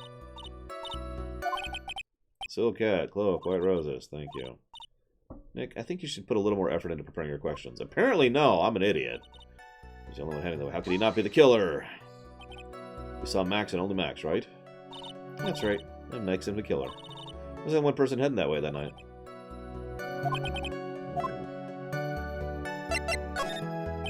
It's a bit strange, don't you think? That you only saw Max. Doesn't it seem like you should have seen someone else as well? What else do you think the witness could have seen? How about the frickin' guy who died? If Trill was at the entrance to the plaza, he should have seen the ringmaster as well. Oh! Obviously, the ringmaster arrived at the scene of the crime before the witness could have seen him. Anyone with sense could have figured that one out. What are you talking about? The ringmaster and Max went together to the ringmaster's room. Is that according to the defendant? Likely story. If Maximilian Galacto is supposed to be in the ringmaster's room, why was he just as the witness stated at the scene of the crime? Seems a stage. I have no reason to doubt the testimony. There's clearly no conclusive contradictions. I mean, I could think of one. Right off the top of my head. It's like saying, I identified him. It was definitely Lore. How could you tell? Well, he was bald and was wearing a trench coat. Who else could it possibly have been? Now, I know. That's not quite as conclusive, but you get my point. So, wasn't Ben the one that got knocked over the head? Yeah, I think so. This part is over. Oh, hang on.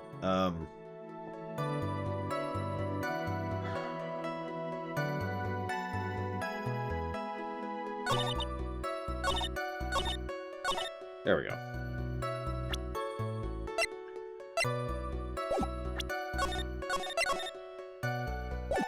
That's true, Shikor.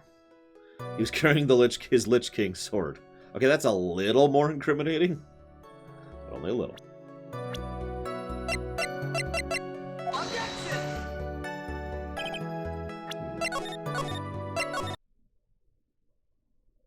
Ah, right. That's my fault. Getting ahead of myself. Around what time did the police arrive at the scene? I'd have been around... Hey, what time was it? 10:30? Practice ended at 10, so you hung around the lodging room the entire time? I guess that sounds about right. Wasn't it awfully cold? Can't believe you just stand out in the weather. Truth is... You shut up, you big dope. What are you telling the extra? Why can't you believe we just stand outside in the weather? Well, maybe you were waiting for someone. What? Who said we were waiting for someone? Mr. Right. We can all do without your offhanded theories, even though they're always right. This witness, he's cracking to the pressure already. I'm onto something. Mr. Right. Who do you suppose the witness was waiting out for in the cold? His one true love, a 16-year-old girl. Take that! One person only. He was waiting for the animal tamer, Regina. What? You were waiting outside for Regina to come back to the lodging house. Am I mistaken? Hey, his head and arms are back. Well, you can't really ask me that question. Who cares who I was waiting for that night? What's important is what I saw, don't you forget it. Hello, Carwellis. Puppet may be a little stiff, but he's right. Alright. There's obviously a reason why this witness was there that night. He spent all time waiting for Regina to arrive. Moreover, even if someone else would have walked right in front of him, I doubt he would have paid them a second thought.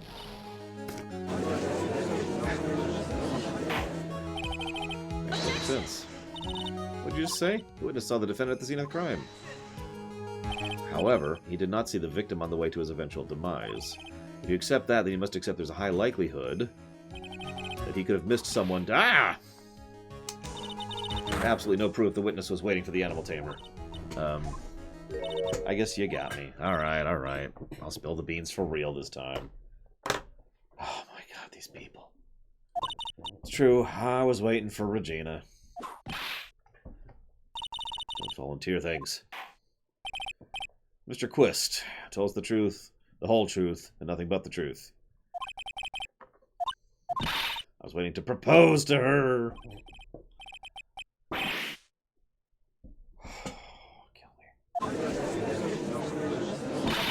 What's the matter? You think humans have a monopoly on marriage?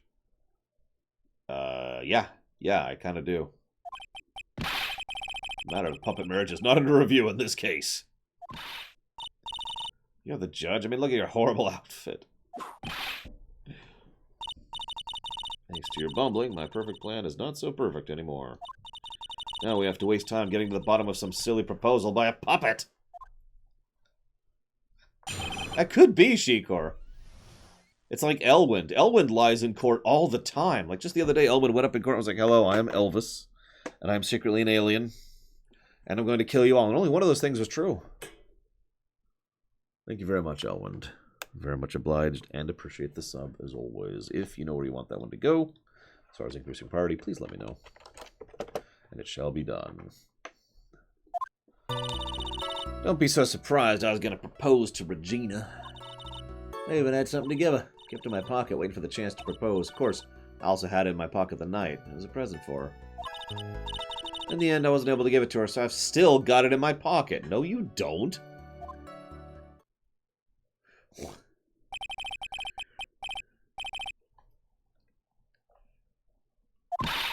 Don't be obtuse. Just because I'm a puppet doesn't mean I can't love. I really hate to, you know, come down as seeming anti-romance.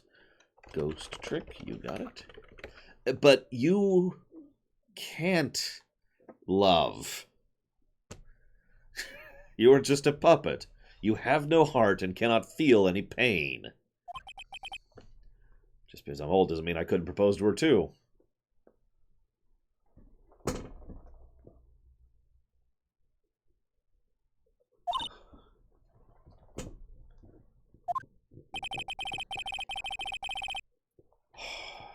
You are a toy!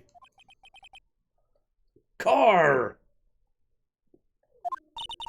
What's with the sigh at the end? Don't ask. Oh my god, this game.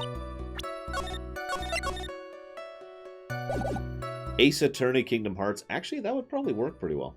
I have technically played this game before, yes, Elwind. But for all intents and purposes, no, I have not. By propose, you mean proposing marriage, correct? Of course that's what I meant. What kind of stupid question is that? I wasn't going to propose that it would become some kind of outlaw biker gang. So we got a beast tamer and a ventriloquist, and they're all in, like, leather with studs. And right, Ben? Yeah. Got it? That's the truth. Even had something to give her. I would love to see Sora try to be a lawyer and fail at it, and that's basically the joke. And yet he just completely stumbles to victory because, you know, something friends. What was exactly you were planning on giving her? You know exactly what I was going to give her, numbskull. Oh no, Goofy! That's even better. Goofy actually is the good lawyer. Excuse me, Sora, but... I'm sorry, I said I wouldn't do the voice anymore. Excuse me, Sora, but... yuck. I feel like there's a contradiction in the testimony we just heard. Oh. And he, like, keeps pointing out everything. It's like, you know, there's this. And Sora's like, yeah, and that means you're guilty. No, Sora, it means he's innocent. And that means you're innocent. You're going to die when you hear this. It's an engagement ring. Engagement ring? Those two nearly fell out of their chairs. Mr. Phoenix Wright's joke has gone too far. Time for this to end right here. One hit that'll probably shut someone up. Pain equals bad. Nah, I'm gonna do it. Maybe something of a joke, but this is a historic moment. The first time a puppet has proposed to a human. I basically cut this argument short. I have to agree with the defense here. Will the witness please revise their testimony, specifically about the engagement ring? I'd like to stick to facts, not sociology.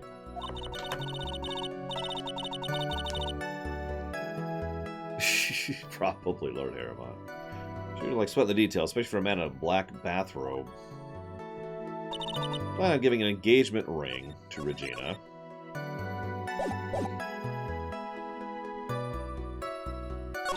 Kept it in my pocket, waiting for the chance to propose and give it to her.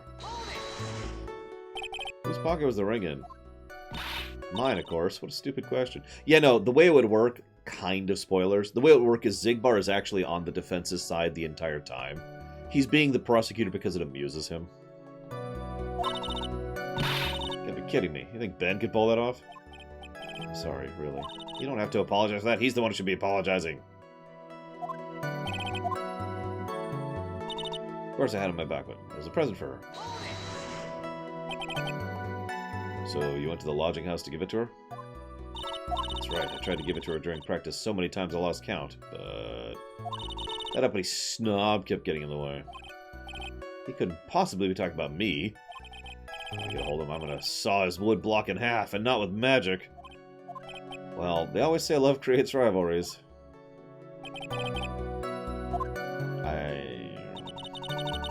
No, Junior Shire. In the end, I wasn't able to give it to her, so I've still got it in my pocket. So you're still thinking of trying to give it to Regina? Of course I am. I spent 3 months' salary on this thing. I'm not going to give up that easily. That is a cheap ring, sir. How much he receives for appearing in the circus? Probably way more than he deserves.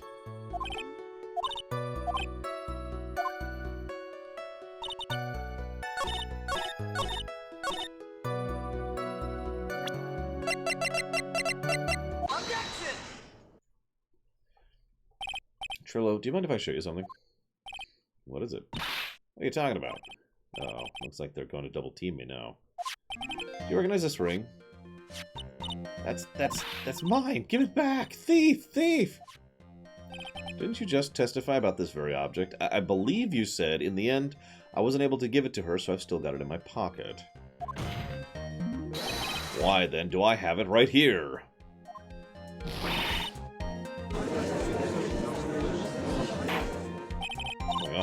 That's Ben, say something. It's on me on the spot. I found this in Money's room.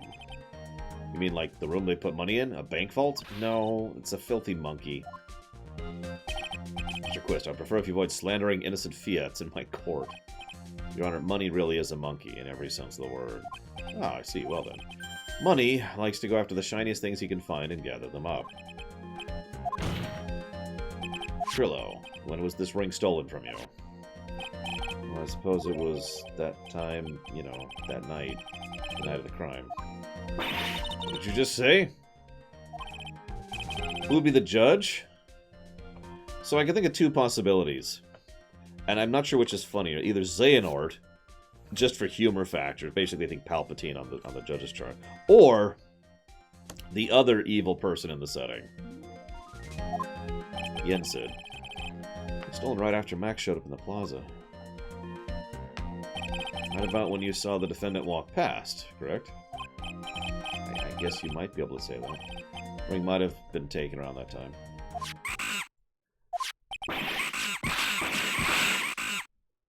I would kill that monkey. That's not a joke.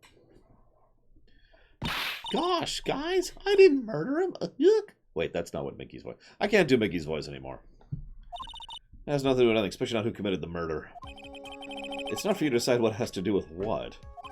Now, Trillo, back to the topic at hand. haven't admitted a thing, not I, Mr. Triloquist.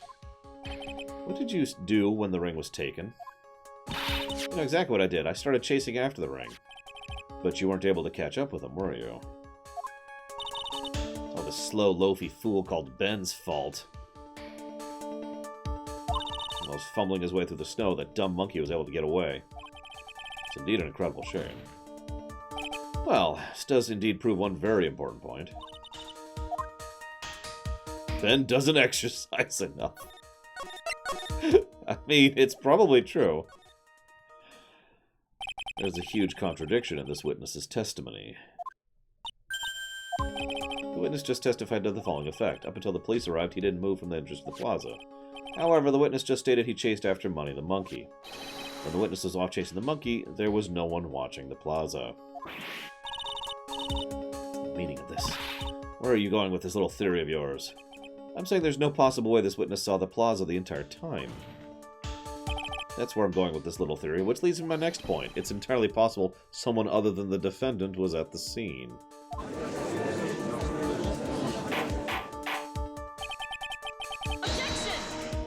Well, then tell me this, Mr. Phoenix Wright. Do you have any proof that something slipped past this vigilant ventriloquist? He obviously didn't see the victim arriving on the scene. However, that doesn't change the fact that he saw the defendant arrive. The witness is lying. He is blinded by his rivalry with Max.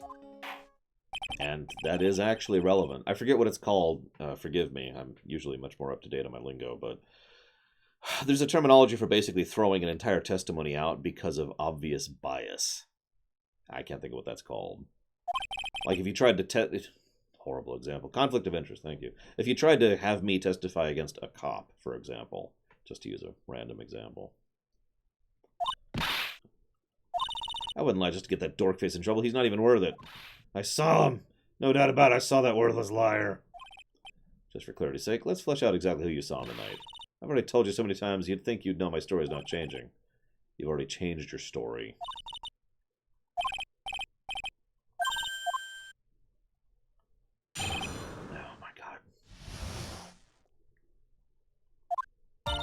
I'll give you I was waiting for Regina, but that doesn't change the fact that I saw Max. He showed up after I'd been waiting there for about 5 minutes. I said good evening to him, but he didn't even acknowledge my presence. That's a lie. I'm absolutely sure it was him. I saw Maximilian Galactica at the scene. There's no way I could mistake someone wearing those 3 ridiculous symbols. He's totally evil, and he totally did it. So Money didn't show up until after you saw Max? That's right. Money ran up less than a minute after I saw Max. Then he told the ring, and you went chasing after him. How long was it until you came back to where you were waiting? About 5 minutes, I think. So the victim could have arrived on the scene in the 5-minute stretch. Mr. Wright, please proceed. Okay. Yeah, I like Pete being the detective. That's a good fit, I think.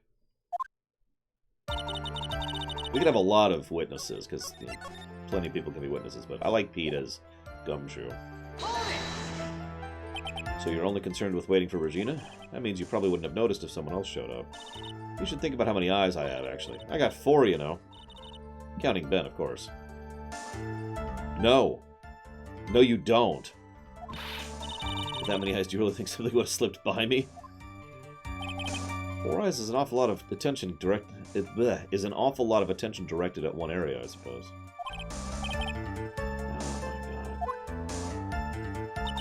That doesn't change the fact that I saw Max in the plaza that night.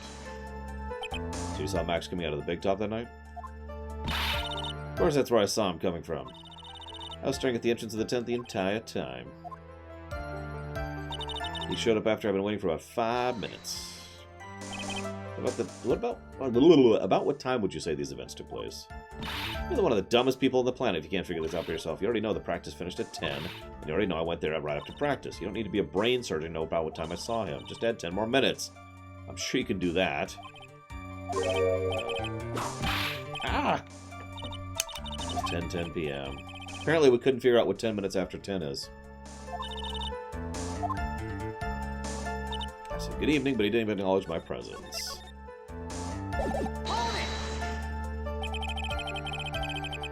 So you testified that you said good evening to Max that night. I just enjoy asking incredibly obvious questions. You say good morning in the morning and good afternoon during the day, right?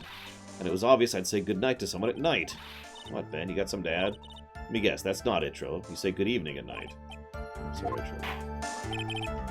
I'd prefer if you kept your ventriloquist act outside of the courtroom. Possible. A performer lives and breathes his performances. You should know better.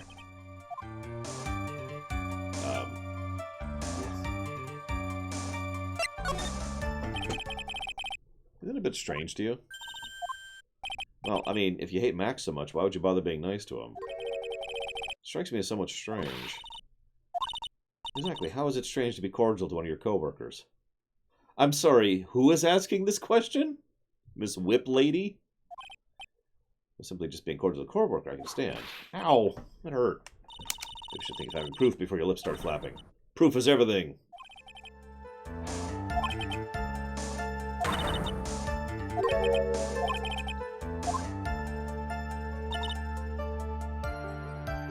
You know what? Whatever. Here. Objection! Trillo, is it not true you had a fight with Max on the day of the murder? A fight over Regina, because what is my life? Wasn't that big of a deal, it's just an argument. A disagreement at most. A disagreement usually doesn't end with someone getting clonked over the head. That morning, Ben got clobbered over the head by Max, didn't he? Is that an admission of assault and battery? Yep!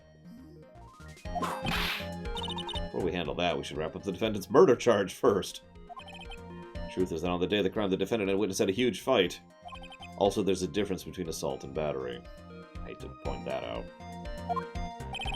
Moreover, just consider the personality on the witness stand. There's no way a puppet this lewd would just up and say good evening to his rival. Yes, Junior Shire. Objection! Are you saying this witness is lying? Trying to frame the defendant by claiming to have seen him at the crime scene? I didn't tell a single lie. Honestly, I just told like 5 of them. Let's clarify this testimony. Could you explain your theory about who the witness actually saw that night? It's my belief the witness did indeed see someone that night. It was just someone else. That's who he said good evening to. What kind of theory is that? The correct one. Furthermore, I don't believe the person that the witness saw was Max at all. If he had truly met Max that night, there would have been no greeting at all, which means there's only one proper answer. The person the witness saw that was not Maximilian Galactica. That's why Trillo made the effort to greet whoever it was he saw that evening. I'm kind of leaning in that direction, Sarah, Mike. Or good evening, as he put it. In the world, you... Will the defense kindly explain who it was Trillo saw that evening? Oh, duh. Take that! The victim. Considering the ill temper of this witness, there's only one person he would greet positively. And it's either Regina, or, if it was Regina, Trillo would have gone to the engagement ring. No, it was Russell Berry, the victim himself, was it not? Correct. It was indeed Russell Berry. The person you saw the evening was victim, ringmaster Russell Berry. That's why you greeted him, Trillo, isn't that correct? So that is 6 lies now? How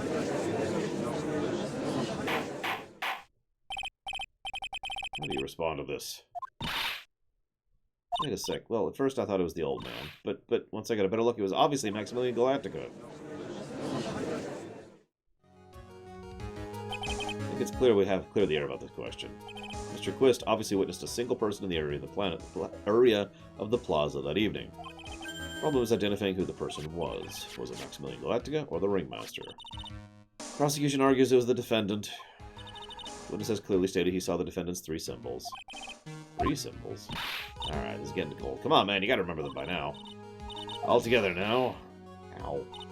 Yes, we know. Silk hat, cloak, and robes. A silk hat and cloak. Anyone could wear them. They'd even look good on me. What was that? Well, the witness had endlessly repeated he saw Max's 3 symbols. How do we really know it was him?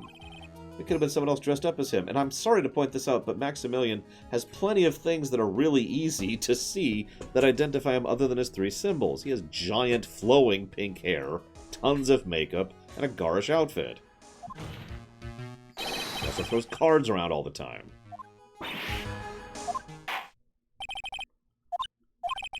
clear evidence the person the witness saw was the defendant? Nope. That is very unfortunate. You're just a little too excited for your own good, because it's time to Yu-Gi-Oh! It up a little bit.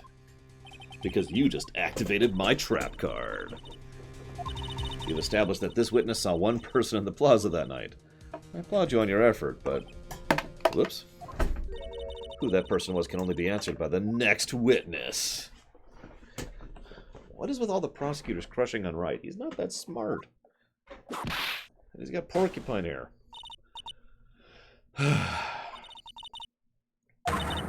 There's no one other than Maximilian Galactico responsible for this crime. Very well. You know, that's actually true, Takoida. He is a normal-ish person in a setting filled with yahoos.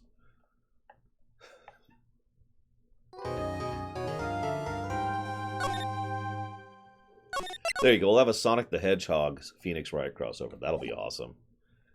So, like, they're still conducting the trial as they're going through the stage. Objection! What? And for the, like, so when it gets to the point where you have to present the evidence, the drowning music starts playing and you have, like, 6 seconds before you run out of time. I didn't go anywhere near the crime scene. So where were you when the murder took place? We talked about it. I was in the ringmaster's room. Oh, you're there? It was the ringmaster who left. Yep, he told me to wait in the room because he'd be right back. When the ringmaster entered the scene of the crime, right? That's what it seems like. But the ringmaster must have been wearing Max's costume, right? Oh, I just remembered. I went straight to the ringmaster's room still dressed in my stage clothes. When I got there, I went ahead and took the costume off. Which means the ringmaster could have taken the costume and went out looking like Max. It's a fabulously possible possibility. Well then, Nick. However, why would the ringmaster want to dress up Mike like me? It's a bit strange. If you think about it, all they found at the crime scene was my silk hat. What about my cloak? Where did that go? Double. I was never quite sure what to be when I grew up. Magician or President of the United States of America? No jokes. I was making a Nino Tooney reference, not a real-life reference. I have no idea how hard it was to make a decision. We could also go with a Metal Gear Solid reference if you want to go that route with it.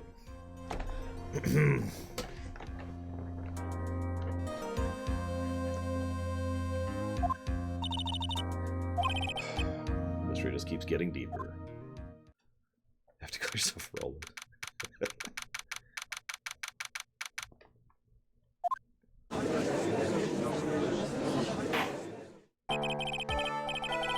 I mean...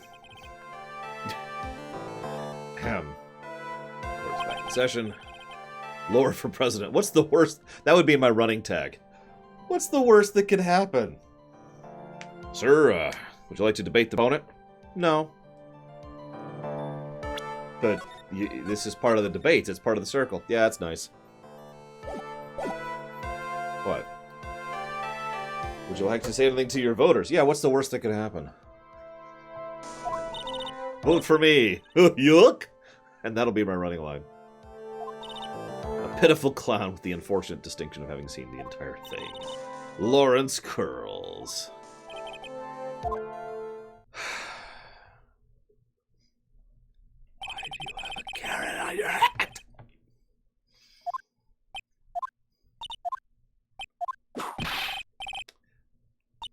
Name and occupation. Why is he speaking autobiographical gibberish? Sorry, I'm just not used to being in a court. Never been in a courtroom in my life. Okay, in the interest of fairness, being in a courtroom is actually a very intimidating and kind of terrifying thing in real life. So, I'll give you some slack, Mo. I wasn't quite sure what joke was best suited to this occasion. None. Nothing is funny about this. Maybe this joke is okay. Mom, Do I have to wear pants? These signs say only no shirt, no shoes, no service. The reason the damaging sound keeps playing is he's damaging us with his puns.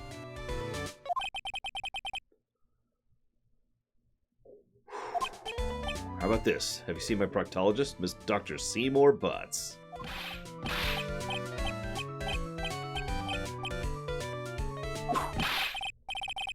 A couple of clowns from your name. Lawrence Curls, professional funny man, also known as Mo the Clown. Witnessed the scene at around 10:15 the day of the moida. Yes, it is. Very well. Mr. Curls, will you please testify what you saw that evening? A rabbi, a priest, and a Rastafarian walk into this plaza without the humor. Please. Okay. Poor Mo can't be his normal stoogey self.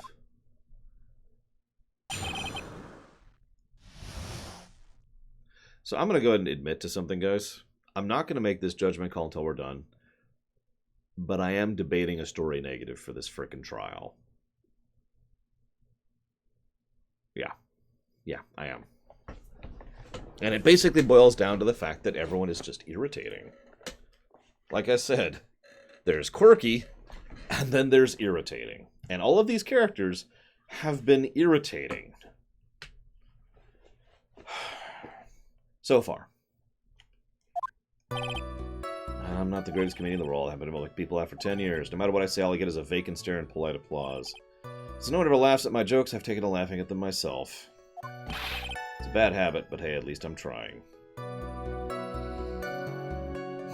So what makes the case bad, then, Max Time, if you don't mind my asking? I was actually going to ask that question afterwards, too. What is it that makes people not like this case? Imagine my predicament. I'm a clown who can't make people laugh. I'm almost useless. Yeah, what good are you, Dalek? I keep trying. I even tried to come up with jokes just for today. This atmosphere is very nerve-wracking. I decided to try to make everyone laugh. Seriously, everyone. What do you think of me? How am I doing?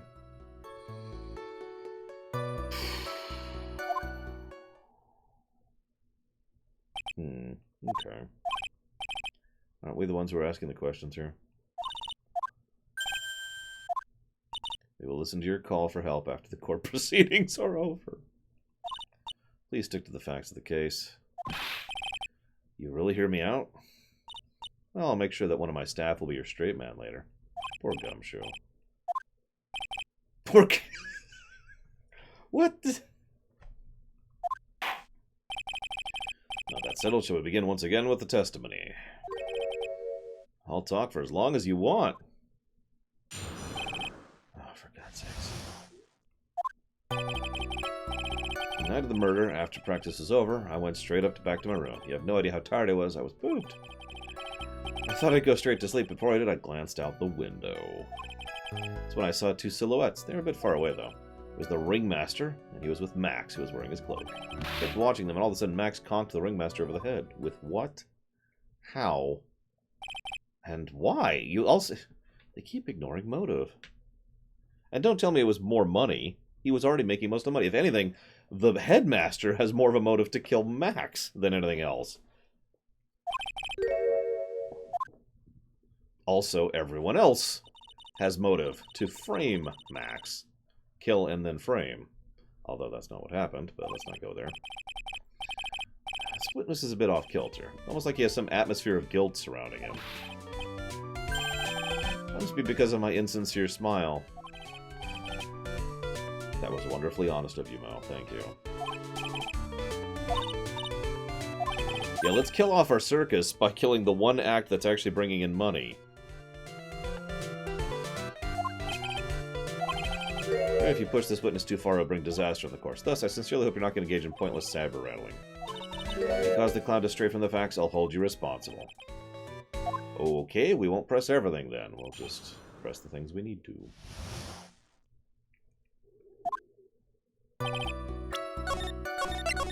All of Wright's brains osmosed into the judge. That's what happened, Baron. That's out the window. You just happen to glance out the window? You could say that. You could also have peeked, stared, glimpsed, peeped, eyeballed. Girls. I guess synonyms aren't allowed either. What should I do? Press further. Why'd you look out your window that night? Why? Why? Clowns don't need a reason to look out their windows.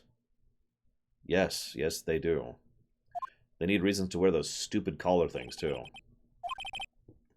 When we spoke yesterday, you heard this incredibly loud noise, aka the death. Oh yeah, forgot about that.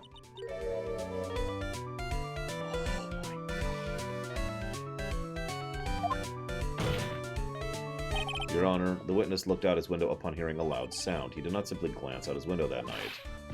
Yeah, that's right. I forgot to mention that thump, didn't I? It's not something you just forget to mention. Yeah, what she said. I believe it would be best if Mo were to revise his testimony. Very well. Mr. Curls, please revise your testimony. I know, right, crit source. Heard a huge noise, and that's what made me look outside. That's when I saw two silhouettes. They're a bit far away, though. It was the ringmaster, and he was with Max, who was wearing his cloak. Kept watching, and then Max clonked the ringmaster over the head.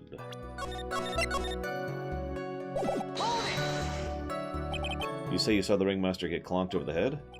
Yes, I did. It's the climax of my story. He does enjoy the random non sequitur. What would you say the victim was struck with? You mean the weapon? No idea. Weapon wasn't found at the murder scene, right? That's not what I mean. You said you saw everything, didn't you? Well, I guess I did say that. No, I didn't. I didn't see a weapon. Mo, did you or did you not see the crime of the murder committed that night? Objection! I will not permit you to harass my witness in this matter. Better have an excellent reason for attacking this poor, poor clown. Because if you don't, you know what's waiting for you. A nice half of your freaking health penalty. So what will it be, Mr. Phoenix Wright? Do you have any clear basis that my witness doesn't have? Of course I do. I got a great reason to make my claim. I suppose you'll be telling us that great reason. Of course. The reason is the witness's very own testimony. Hey, Lake Demon. Mo said that he heard a sound like a thump of someone getting hit. However, Mo just stated, under oath, I keep watching them, and all of a sudden Max clonked the ringmaster over the head. If Mo's to be believed when he says he looked at the window upon hearing a sound, there's no way he could have seen the Max clonk anybody. 1966. Mr. Curls, how do you respond to this assessment? They didn't commit. These clowns promptly escaped from a maximum security clown car. Mr. Curls, you're reciting the C-Team theme in anger to this court. No, I'm just stalling for time while I jog my memory. Types of witnesses always seem to have selective memory. Yeah, it's called being a human being. If you asked me to testify about yesterday, I could, but I'd have to think about it for a second, because memory is sequential, I guess is the way I want to call that. You remember one thing, and then you remember the things connected to that, and you remember things connected to that, and so forth and so on. So it's like, okay, yesterday I was driving, and there was... Okay, so, yep, I was driving. There was actually... I remember this because there was a cop. There was a sheriff out policing to make sure people weren't out when they shouldn't be. He didn't stop me, which made me feel better, which then allowed me to finish doing my jaw stretches, because I do jaw stretches while I'm driving. I can keep going. You get it, though. Pretty much happened the way I said it. Pretty much. I looked out my window. The ringmaster was already face down in the snow. The prosecution helped me fill in the gaps in my statement. Tampering with witnesses yet again. Can we penalize her? Yeah, I do jaw stretches while I'm driving. I'll even show you. There's one where you go... Actually, you have to tilt a little bit to get the right muscle stretched. And you do 15 of those. Then you do one. This is hard to demonstrate. You need to push your tongue to the roof of your mouth, grit your teeth together, and hum. And it activates these muscles right here. And then you do one. This is a weird one. You jut your jaw forward, and then you pull your lip up without, just with your muscles like this. And then you hold that for about 15 seconds, and then you just do repetitions of those. And driving is an excellent time to do jaw stretches for me, so I do them while I'm driving. I keep meaning to do them during the day, but honestly, I just keep forgetting. When I looked out my window, the ringmaster had already checked out. He was on permanent leave from his life. You do not witness the actual crime. However, you still say you saw the criminal. Yes, exactly. The ringmaster was slumped over and I saw someone's silhouette. Very well. Please testify to the silhouette. Accept the truth this time. And if I catch even a hint of a joke from you, I will put you in holding cell until you learn court etiquette. Okay, even I wouldn't do that. Don't be mean. I just kill him. A bit far away, but that shadow can only belong to Max. There's no doubting it, especially since I saw his uppity symbols. Silcat, that's the second time we've seen that photo. Silcat, Black Cloak, they're all there. His face was silhouetted, but there was no doubt it was him. His cloak was fluttering in the wind, so I couldn't really see what he was carrying. It does seem that the defendant was at the scene of the crime. Took the clown long enough to get his facts straight. But whatever, this should finally be good enough, yes? Decisive testimony. Alright, Mr. Wright, commence your cross-examination. Looks like we're not in danger zone anymore, so we can actually press everything again.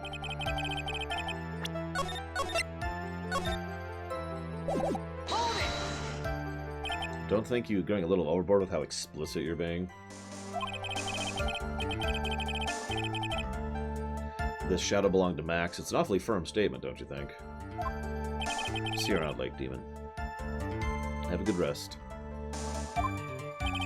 I'm just saying that one of your fellow performers' life is on the line here. Are you truly 100% absolutely certain it was Max? I'm not the kind of person that would lie about something as serious as this. The silhouette I saw is Max. I'm convinced of that. Let's go over this again. What makes you so sure you saw Max? There's no doubting about it, since I saw his uppity symbols. Trillo said the same thing. But if it was just the symbols, and even I could have been wearing them, what if someone had just taken Max's symbols and worn them? Thought of that myself, but just looking at the shape of the face I saw, it must have been Max. You sure of that?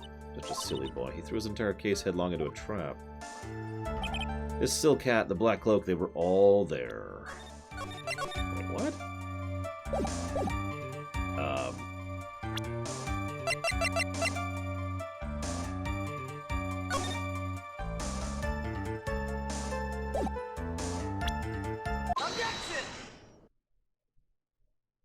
You say you saw all of Max's uppity symbols? I suppose so. Silcat and the Cloak, right? Mo, everyone knows Maximilian Galactic has 3 uppity symbols. 3 symbols? All together. Silcat, Cloak, White Roses. Why do they keep doing that? Who cares if he knew there were 3 or not? He saw what he saw, and he saw the symbols. He just forgot to mention one. Isn't that right, Mo? Do you like pie? I love pie. 3.14159265787. Silence, fool. You are supposed to respond to the whole truth. No fractions. Order. Oh, you didn't see the roses, did you? To be honest, there weren't any roses on the person I saw. The crime scene was dark. It's obviously too dark to see that kind of detail. But the witness said he was able to see the silhouette of the criminal's face. Not to mention the roses are white. There's no way he could have missed them. The roses must have been fallen off when the defendant was assaulted by the victim. If that was the case, the police would have found them near the crime scene. Right. Are these white roses truly material to the facts of this case? Clearly not. He's just toying with this court. Really, Max time. Nice. Got her on the ropes now. It's time to save state. Seemingly insignificant facts have never failed to lead me to the truth yet. Someone's toying with the court, but it's not me. Your Honor, do you recall Trello's testimony? No way I could mistake someone wearing those 3 ridiculous symbols. I can mistake someone with that crazy getup and get his nose stuck up so high. 3-piece getup.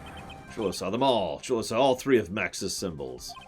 However, this witness claims there was no white roses on the person he saw. There's absolutely no doubt this is a contradiction.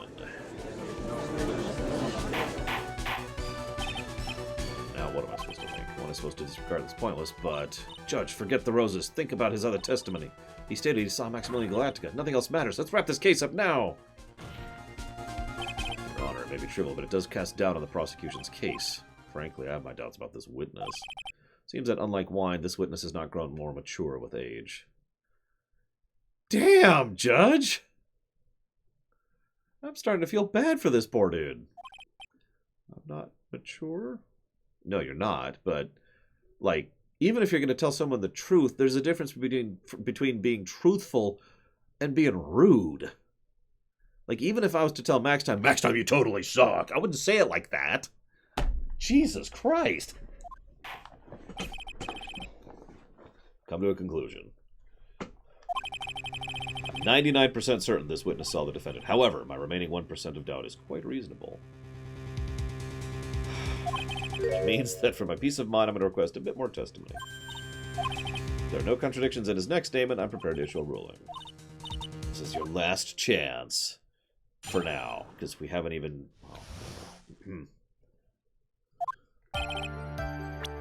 Save. There were no white roses that night. However, all the other symbols were there. I'm equally sure of that. Especially the hat. No, I could forget seeing the decorations on it. He was wearing it the entire time he was on the scene.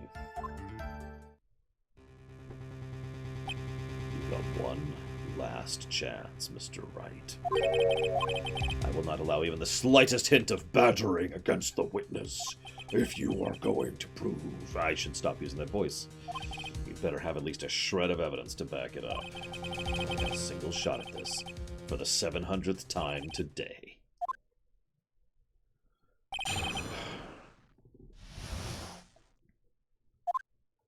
No doubt in my mind, there were no white roses. However, all the other symbols were there. I'm quite sure of that. Especially the silk hat. There's no way I can forget about that. He was wearing it the entire time he was on the scene. Objection! You mean this one? This wouldn't happen to be the silk hat you saw that night, would it? Yep, that's it. That's the hat he was wearing. No question in your mind? Exactly how would one mistake a thing like that? I see. Is there some sort of problem, Mr. Wright? Miss Von Karma. Where exactly was the silk hat found? Must you always ask these questions? It was found at the crime scene. Wait, that means... The silk hat fell off at the crime scene. However, the witness clearly testified to the contrary. The witness stated he was wearing the hat the entire time he was on the scene. No, it's not true. That's impossible. Search your feelings. You know it to be true, Mr. Curls. What is the meaning of false? God, the judge is being real mean to this guy. Oh god, he's his brother, isn't he? You know, they got the rivalry thing going on. Or he's a secret lover. You're old enough to know better than to behave like this in court. Oh, that's not right. That's so harsh. What's not right here is your eyesight and your memory, among other things. Why are you being so mean to me? I'm actually with Mo on this. What is with you, Judge? Let me guess, you just didn't like my jokes or something, right? You don't have to go and insult my eyesight or my memory. They're both great, even though you've just demonstrably proven that they're not. You're just sitting above me. No matter how old I get, I'll always be younger than you. Ah. Cry, cry, cry. Enough of these childish outbursts. Who do you think you are? I saw him. I swear I saw him. It was Max. Oh. Even if he didn't have his roses, he was still wearing his dumb silk hat. Telling the truth. Turned into a bratty little kid. It's pitiful, isn't it? He left the scene wearing the dumb silk hat. He was there. He left the scene? That's the first time we heard about that. There's something I've been mulling over for a while now. Mo, you just said he left the scene. Exactly how did the murderer leave the scene? What? He went... What do you mean, how? You can't ask me that. I am fairly certain that I can, in fact, ask that question. Objection! Mr. Phoenix Wright is badgering the witness. No, I'm not. Witness's testimony is so full of holes, Miss Von Karma's protest is useless. You've got a point. Let's hear what the witness has to say on the matter. Is it alright with you, little guy? Don't talk to me like I'm a little baby. Besides, what kind of stupid question is how do you leave the crime scene? The answer's obvious. He just turned around and walked away. That's what I expected you to say. You sure that's how it happened? Is that your final answer? Lawyers nowadays sure do love to harp on the smallest things. I'm on a murder case, you jackass! Anyways, this is it, right? Yep, that's the one. Take that! Look at this picture. The problem is the footprints in the snow. Footprints? In this photo, you can clearly see the footprints of the victim. However, where are the criminal's footprints? They aren't there.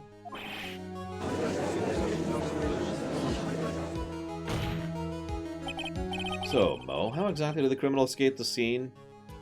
You want to try that one again? Your Honor, this witness has already proven his testimony is completely unreliable. I move to strike all of this witness's testimony from the record. I mean, yeah, that's a thing. I'm surprised they're acknowledging that. Clown's testimony is as rickety as the clown car he came to court in. You guys can't ignore everything I've said. Fine, I'll tell you the truth this time. Oh, now you'll tell me the truth. You wait a second. I think you've said more than enough for today. That didn't hurt. I'm sick and tired of listening to you anyway. I'll give you the real deal this time, I swear. Mr. Lawrence Curls, the testimony you've provided up until now has been false. It hasn't been false. I haven't lied. It's just I was a bit confused about the criminal leaving the scene. Especially since Von Karma and her whip told me not to talk about what I really saw. You know, I love how they say that openly as a part of public record. Legal public record. Franziska, how could you? Again. Your Honor, if you had heard the truth from this witness, you would have had the exact same opinion I had. What opinion is that? It's not funny. That's enough out of you. I'm going to listen to what he has to say. Now then, let's hear the truth about what you saw, Mr. Curls. You're not going to believe this, but it's true. Try not to waste our time with your idiotic drivel.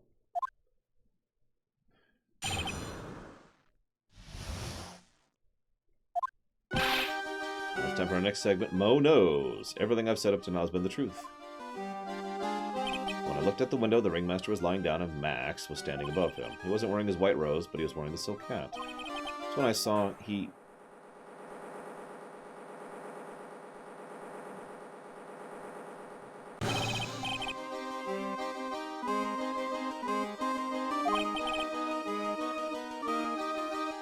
jumped up and flew through the air, flew right off and disappeared into the darkness.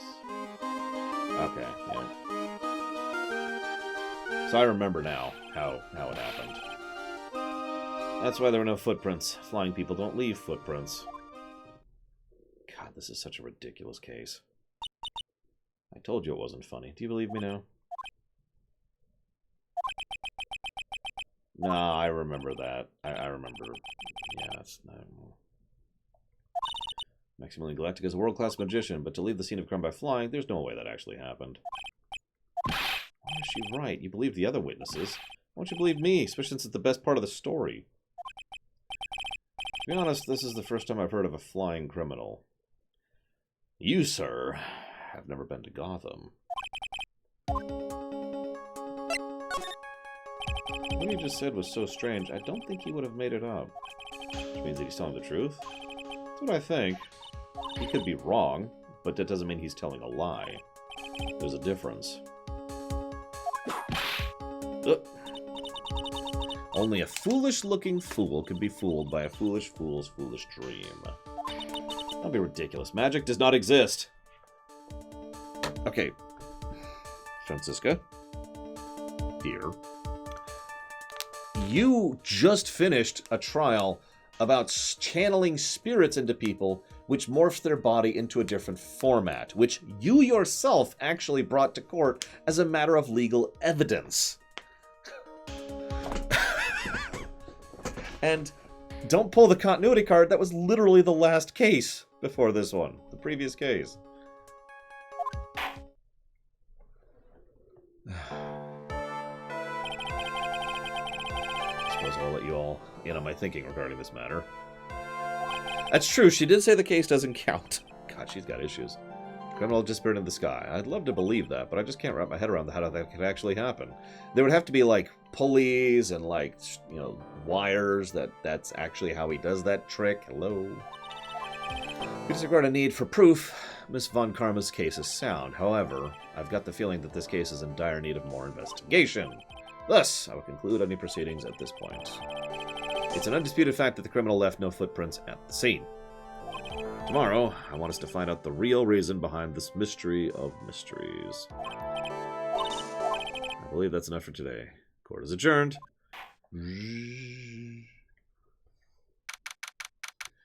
Yeah, we're giving this case to the Belmonts. I'm out. Peace.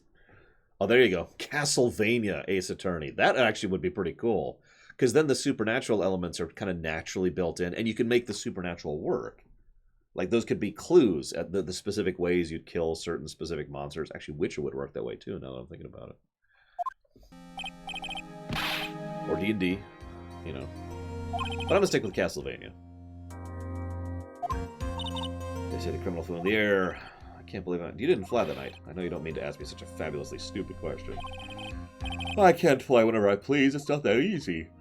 It's not that simple. I'm not actually flying on stage. I use invisible wires and have them hoist me through the air. Yep. Oh, yeah, there you go. Devil May Cry. Booyaka. Oh, I broke the first rule. The cardinal rule. The only rule. I'm sorry, Max. We made you break a magician's creed to never reveal the secret of your tricks. What do we do now? All we can do is hope to find the flying criminal's court tomorrow. Oh my god. To be continued. I don't think God of War would work, because Kratos would get on the stand, and then it would turn into a boss fight. Like, the judge is actually Zeus in disguise, and he's been hiding out here this whole time.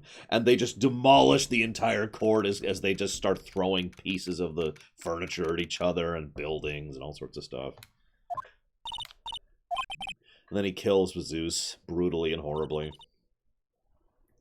And then as Kratos stands up, he just kind of wipes some of the blood off his face and says, I have no choice but to declare you, judge, guilty, and the text would pop up.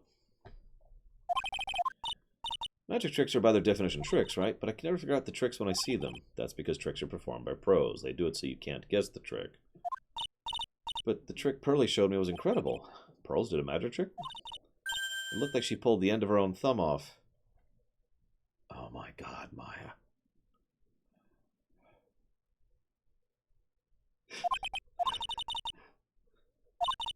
She could move it up and down. Everything was incredible. Is it just like this? How did you do that? Nick, you're a real magician. This is why I can't figure out magic. I'm no good at it. Oh my god. Okay, whatever. Apparently, Leander.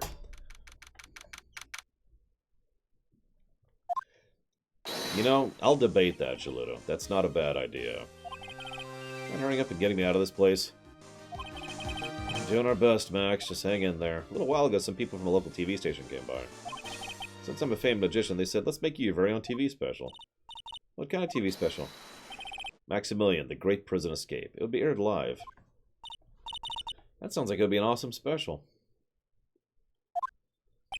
But if I do the special before I'm acquitted, they'll never let me out of here for real. Why is it unfair, Max time? Define unfair in this circumstance. Well, it would surely be an unnecessary addition to your troubles with the law. And do it without using caps, if you please. I know you and I disagree on a lot of things, but there's no need to caps lock it up. Because they're one and the same. Okay, I'll give you that. Although that's giving me more evidence for a negative to story on this one, but let's be honest, we're already leaning pretty heavily that way. Contractual obligation, blah, blah, blah. Night of the crime, you didn't have to fly up into the sky, did you? Night of the murder, I was sitting in the ringmaster's room, not to mention flying off into the sky is not something I can do it well. I don't care what the Stoogie Clown says, it wasn't me. The difference between me and cheap imitation magicians is I can keep my mouth shut. I don't teach people tricks, but I will say this, it's much harder than you think. I was thinking about this in court today. I've got a favor to ask you. You. Be friends with the other performers. Fabulous, a great joke. Why would I be friends with a bunch of hacks like them?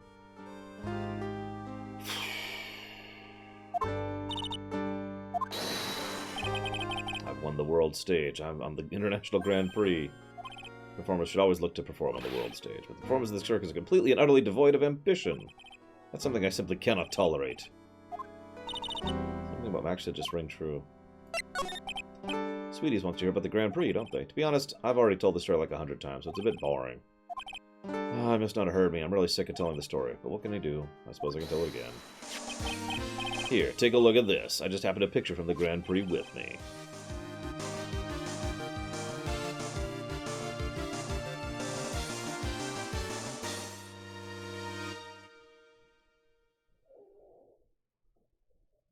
Okay.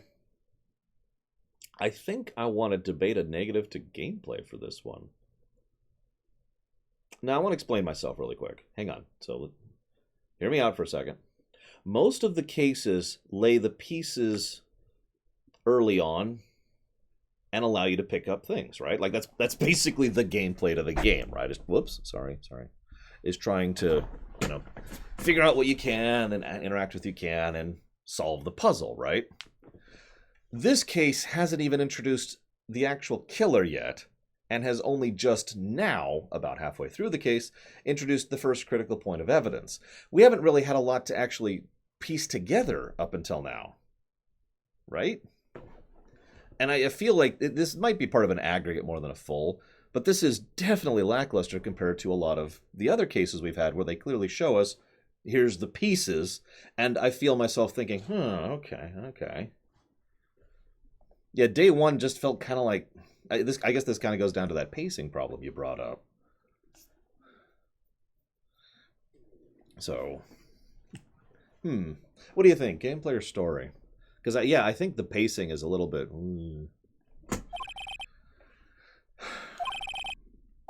Yeah, by the way, there's the murder weapon. In case you didn't see it right there. I'll never forget how I felt that night. The emotions, the acclaim.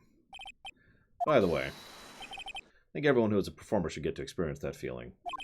Yeah, I don't get that kind of acclaim, sorry. It's incredible. I want a trophy, too. Why don't you buy me a trophy? That's not how you earn a trophy. You earn a trophy. I should know. I've only earned, like, one real trophy in my life.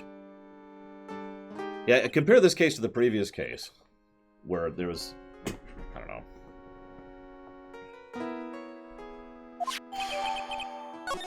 Yeah, I'm kind of torn here on what to think. Except that this guy is awesome. He's so quiet, you can hear he's there. He wasn't even watching everything. He pushed up against the wall, kind of like a magnet on a refrigerator. The only trophy I've ever earned was a trophy for reading. I think I've told that story before. Not exactly anything fancy. I'm not judging yet. I'm trying to save my thoughts, although I should jot down some notes so I don't forget my thinking, my line of thinking here. So we've got...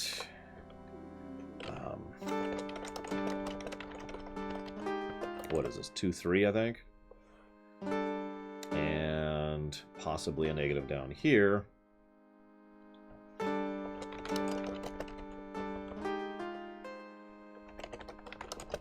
we go. And I'll jot those down. They did earlier, Dakota. That's why I stopped checking the guard multiple times per case. I suppose I could keep checking. And yeah, this is clearly a filler case, but I mean, filler isn't necessarily bad. I was talking about that just yesterday. There was an MLP episode we were covering, which was a full-on filler episode. The mystery on the Express, whatever. That was a filler episode, but it was good. Anyways, what am I doing? Okay.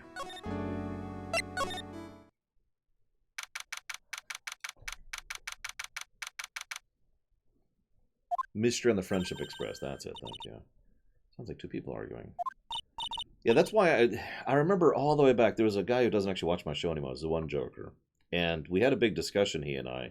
And we came to a bit of an agreement, because I was arguing that padding is always bad, and he was arguing that it can be good, and we came to a decision, and I've actually been using this terminology ever since, to distinguish between padding, which is bad, and filler, which can be good. You know, like actually adding something to the flavor and style and presentation, or just generally being enjoyable versus wasting time. Because by these definitions, padding is always bad. I don't know, Baron. Like I said, he doesn't watch me anymore. Quit your whining. Let's just give that a shot already. All right, let's go. Row, row, row your boat. Row, row, row your boat. You can't do that. It doesn't work that way. It literally doesn't work that way.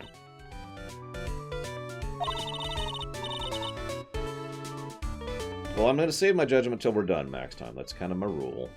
I'm just jotting down notes so I don't forget them. And sharing my thoughts with you guys so you can disagree with me. And give me your thoughts.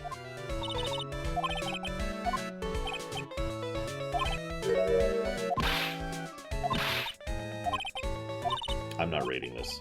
They're practicing row, row, row your boat. I mean, what is there for me to say here? If you're not getting it, row, row, row your boat, the whole point of that is to do it off-center. You can't literally sing 2 lines at the same time. That's not how vocal cords work.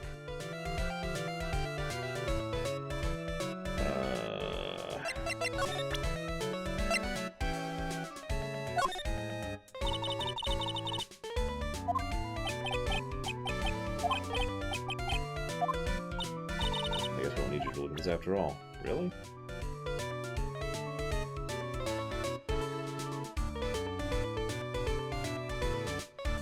Oh, whoops. Yeah, no. I'm talking wrong person. My bad, my bad.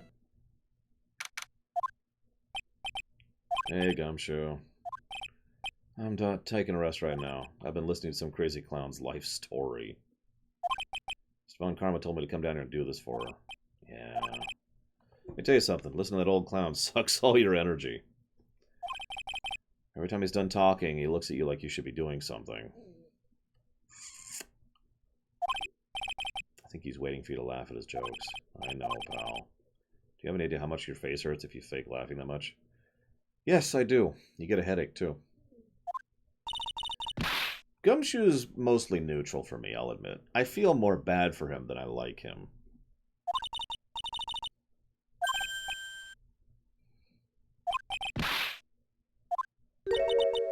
So far, there's only been 2 characters that I've definitively liked. And I bet you can guess both of them. There are a few others I'm kind of debating, but there's only 2 that as of now, I currently like.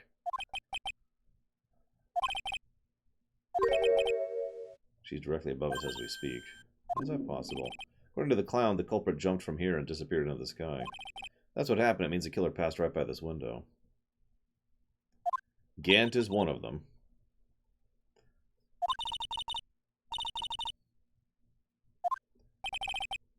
No, I don't mean in this game, because Edgeworth hasn't been in this game yet. Gant and Edgeworth. Those are the 2. Pearl's adorable, but she's not really a character yet. Maya, I'm just kind of neutral on. Emma was adorable, but... I'm still not sure what I think of Franziska. Oh yeah, Edgeworth is totally dead. Wink.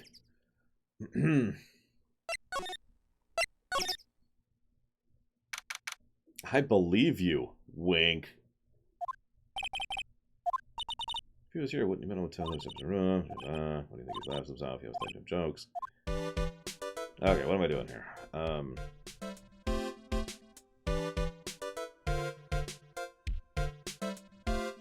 right, I'm not supposed to hear it yet. Morgan Fay is not what I would call adorable, no. Whoops.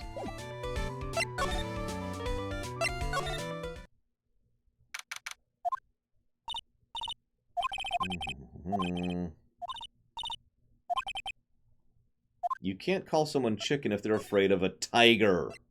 Do you know how dangerous tigers are? Freaking... A tiger can kill you without trying to, without intending to. I know time is riddle time. Why does everyone cry when they eat Mexican pizza? Because cafeteria Mexican pizza is possibly a weapon of bowel destruction? Wrong. Okay, what do you think, really? Oh, I got it. Okay, what's your answer? Because they're in the cafeteria.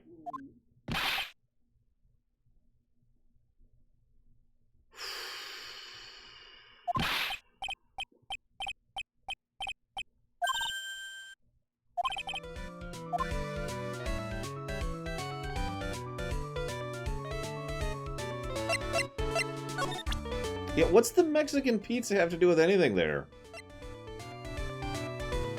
That's racist. Ding. Oh, this picture showed it to you guys, too. You've seen it as well? Yeah, you know what they say about Maximilian Galactica. He really gets around. So he's a slut? Oh yeah, he didn't just show me the picture. He showed me his bust, too. So he is a slut. Let me tell you, that thing is enormous. I didn't make that up. That's what the dialogue said. He showed me his bust. Let me tell you, that thing is enormous. It's in the picture, I think. He made us worship it every day. Literally, or... He's got a big bust? I wouldn't mind hearing more about Max's bust. Not that I'm into that sort of thing. It's just me reading the dialogue at this point, ladies and gentlemen.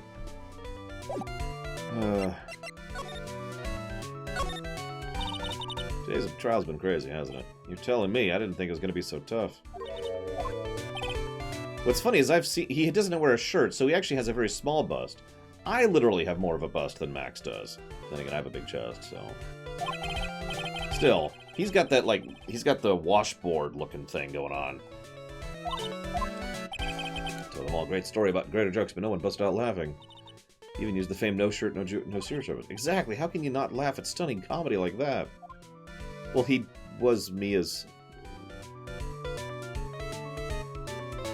Are you 100% sure about your testimony today? I saw what I saw. I swear, the creep just flew through the air. It wasn't exactly flying. It was more like floating. The silhouette of his face made me positive it was him. Don't see a cyclock. Max's bust should be on the small table over there. There's nothing over there. Really? Oh, yeah. About 5 days ago, the bust disappeared. Can I just spoil this case? Is anybody object to that? Like, I'll give a warning. Because I want to spoil something, and it's irritating me a little bit.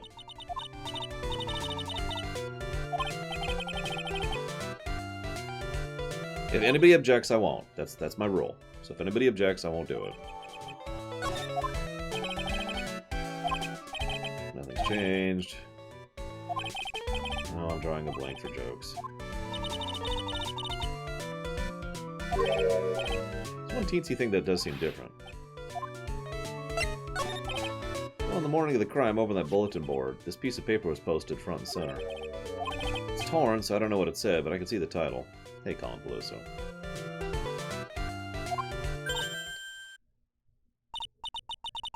Good afternoon, Jessica Kazumi. I wish I was a battle cruiser. The rest of it's been ripped off. It says Moidoa. When did you find this? The morning before the murder.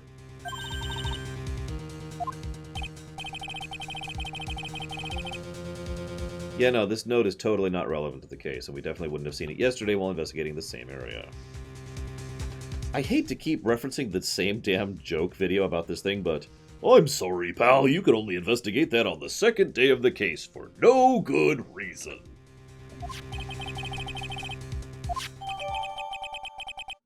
States to the murderer. Alright, so... Nobody has objected, so... Why haven't they even introduced the killer yet?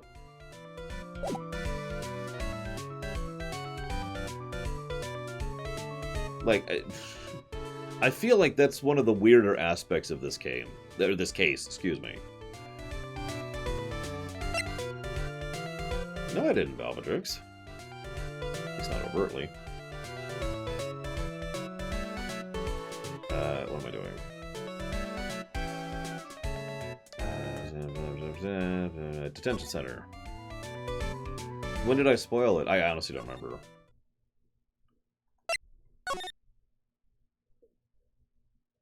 Oh, right, when I mentioned the gameplay. My bad, my bad. Well, that's funny because the whole reason I was going to bring that up is because I feel like it's part of the bad construction of this case. Like, this is the second investigation, and we still haven't even seen the real murderer, who is Baronessa J'accuse. This piece of evidence proves it once and for all. Hang on, let me flip through my evidence here. Let's see. Got this, this. What else have I got here? No. Aha! It proves it. With the tussin! She cough-dropped him to death. Or cough, so, you know, whatever. This is all a surprise birthday party.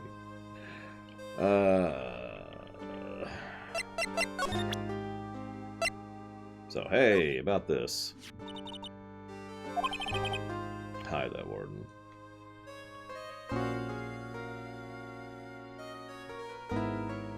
Well, see, that's interesting, Valvedrix, because I don't remember who I suspected the first time, and I remember who the killer is this time, so I can't, in fairness, say who I would judge. So, ask me again in about 5 days when the rumination goes live, and maybe I talk about it there. I don't even remember what I talked about in that rumination. I really don't.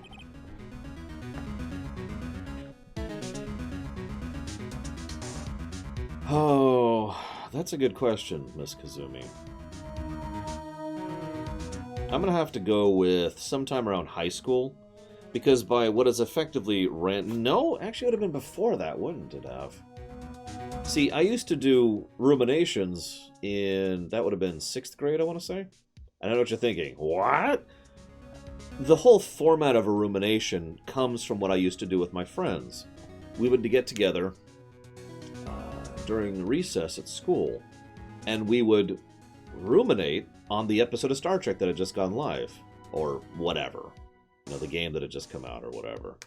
And discussing the details and analyzing it and trying to pull out themes and construct and behind-the-scenes stuff. All that stuff was stuff we would do. No, I don't remember the last case at all.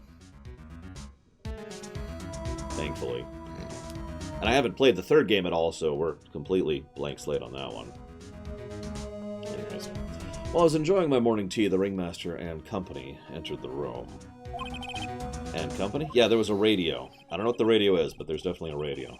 I guess it wasn't really a company, it was just the ringmaster and my sweetie pie. When the ringmaster read the note, he turned it incredibly bright red.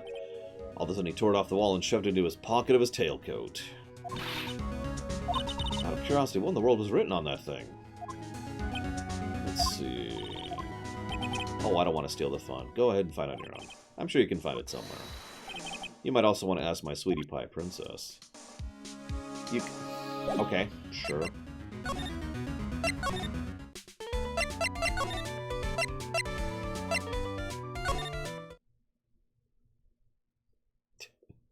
I've actually considered more than once what it would have been like if I had gone into this as a career back when YouTube was getting started.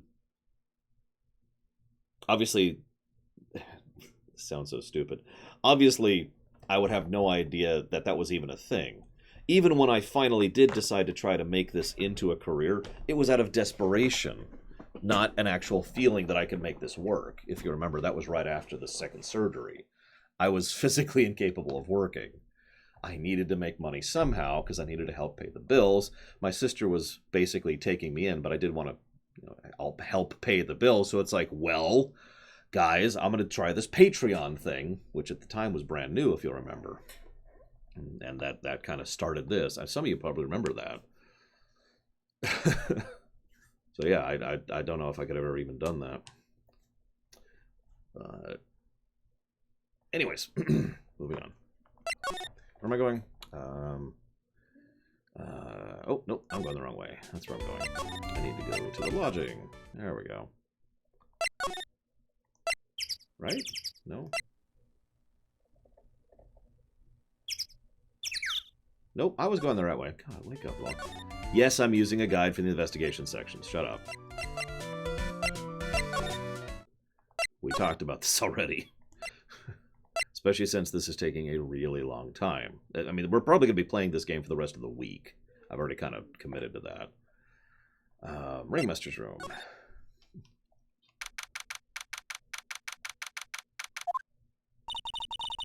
Max and the Ringmaster had their talk in this room.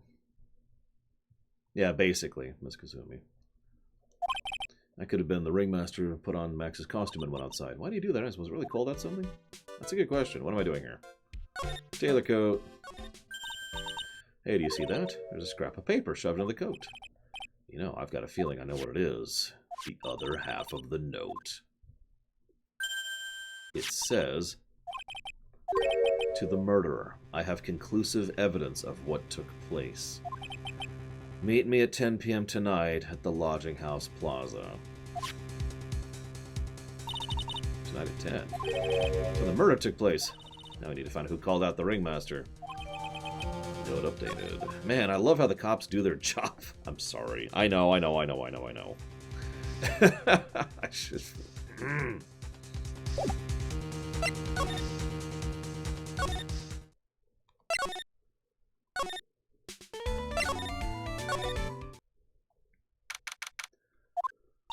Hey, detective.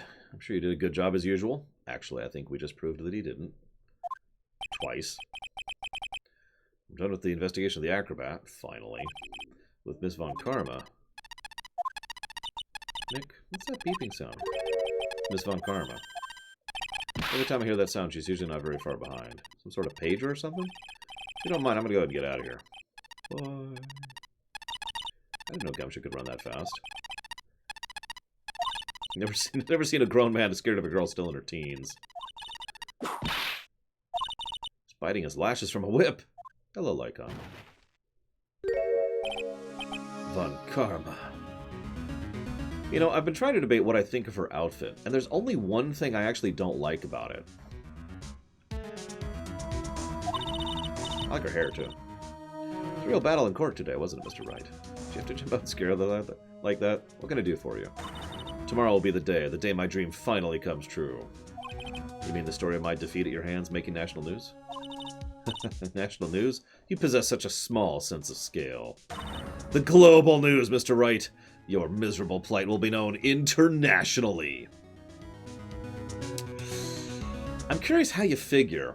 Since, near as I can tell, murders are dime a dozen, and nobody would care about a murder that happens in, like, one city of one state of one nation. For one guy that was a frickin' circus dude. Right?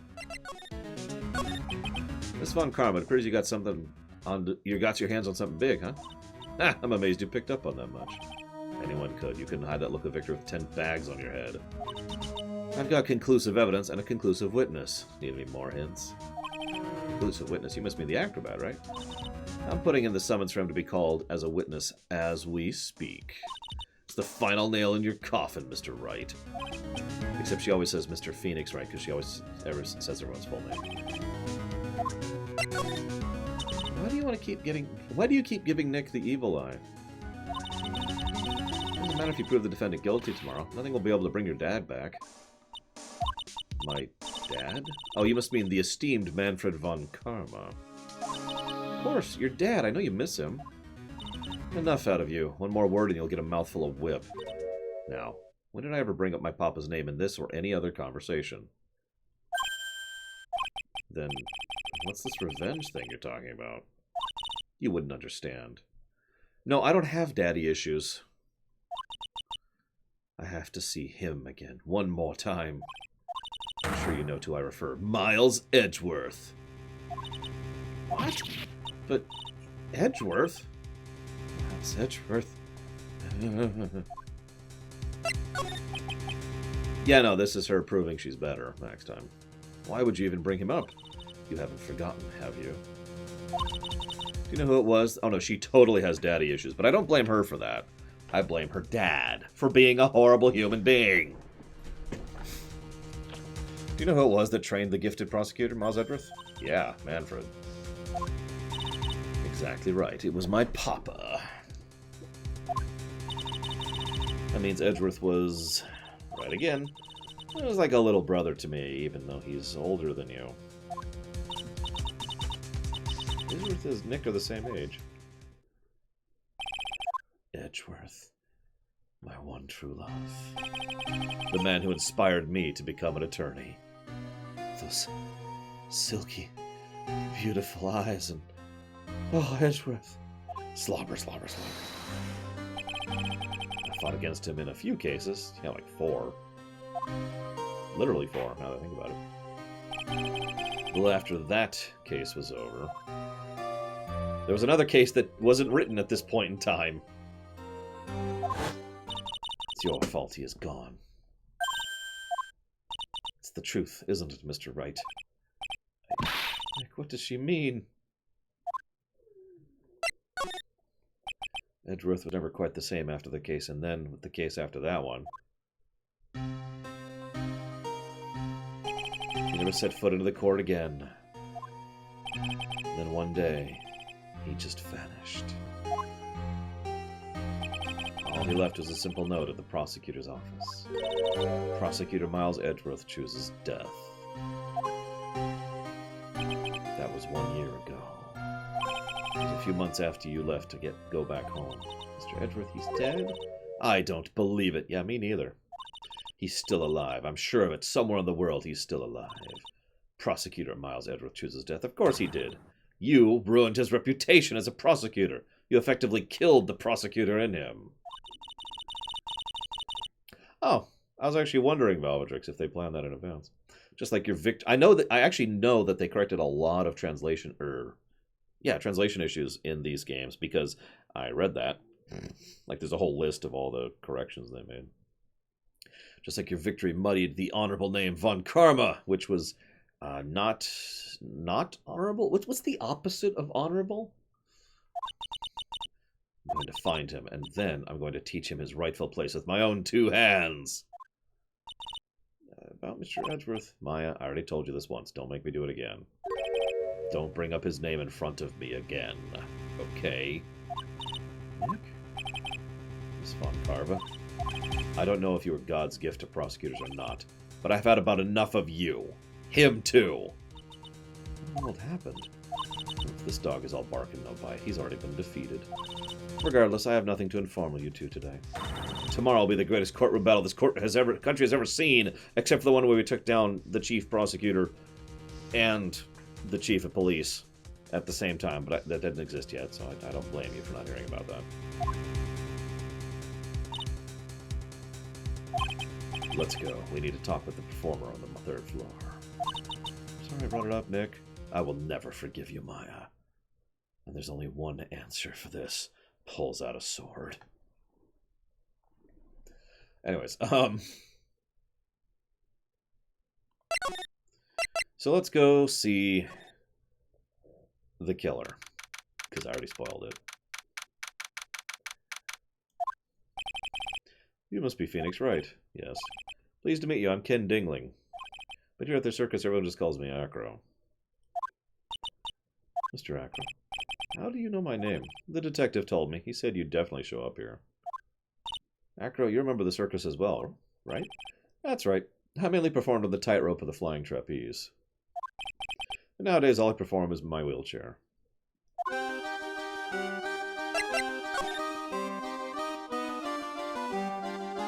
No, his brother's name was Bat Bragwin. Yes, really. Although it is a pseudonym, at least. Why did you join the circus? When I was a kid, my parents failed miserably at business. And one night they decided to run away from it all, without me. The only person who was willing to take my parents' place was the ringmaster. Ringmaster took such incredible care of me. He was truly a lifesaver. It seems the ringmaster truly was a saint. He was, so I decided to do something very important. I decided I would devote my entire life to finding a way to repay him.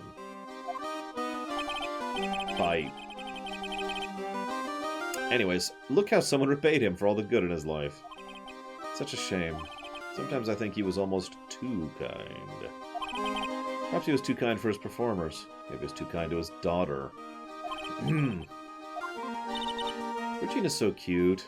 No, she's not. She's really a princess. Are you sure that's a good thing? Do I detect a grudge against Regina? Nah! I'm sorry to ask, why are you in a wheelchair? Well, you see, one time I was dancing with Regina, and Tiger came out. I can't even stand. Since I live on the 3rd floor, I can't even leave this building by myself. Why would they leave you on the 3rd floor when you're in a wheelchair? The accident happened during the acrobatics session, right? Da da da da.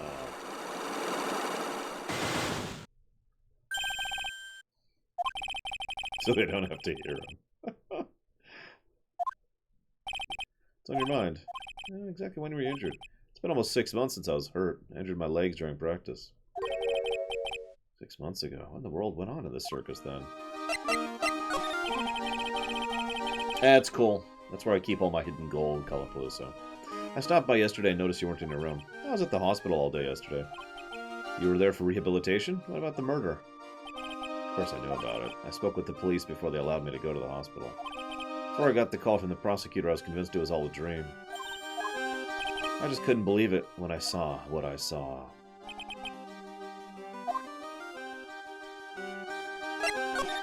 What'd you see? That night, I was in bed sleeping when I heard a huge sound coming from below my window. That's when I looked out the window. Yeah, by the way, the scene of the crime is directly outside his window. The crook got away. Wires, hello.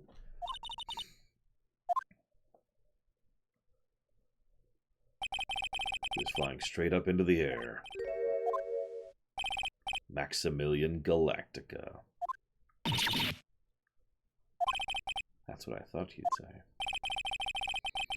I remember where the murder weapon is too, but we'll see. You're absolutely positive you saw Max? I am absolutely sure. There's no doubt in my mind. Okay. Go to the big top.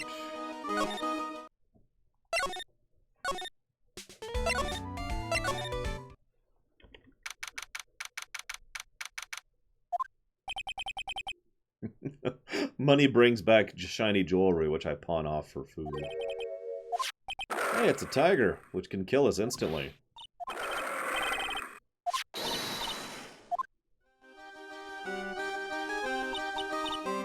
How many other murders happen in this friggin' place?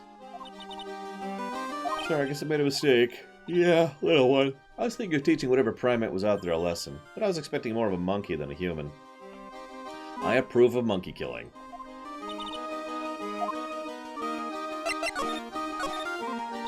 Pity what happened to the ringmaster. Dad? Everyone loved him, didn't he? He must have been quite a man.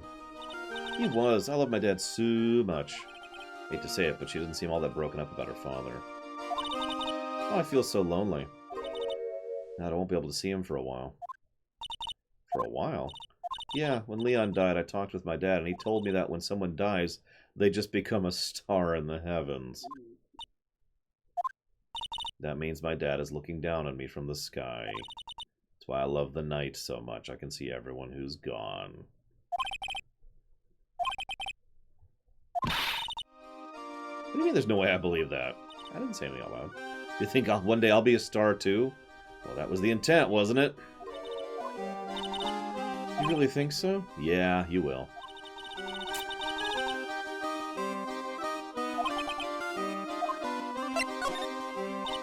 Let's go back and clear something up. Why'd you want to teach Money a lesson? Because he's a meanie, and he's a monkey. He got something that means a lot to you. Actually, it's a stage. He's got a stage costume. Probably, Belvedrix. Like I said, I don't actually remember. When the costume hits the spotlight, it dazzles. Hey, Mr. Attorney. If you saw that monkey, you'd get my costume back, wouldn't you? It's really important to me. Gladly. Yeah, I kind of do too, Max time. Still irritating. Your choices matter. Oh, right. Present. Have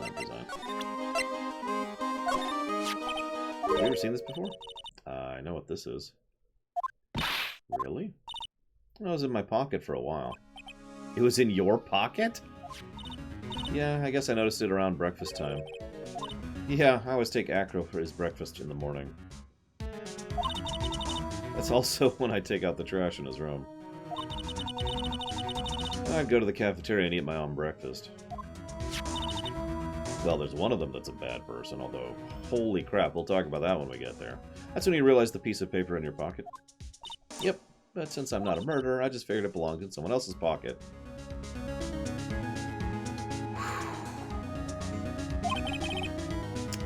Then what? I wondered if the person who lost it was in trouble, so put it up on the bulletin board.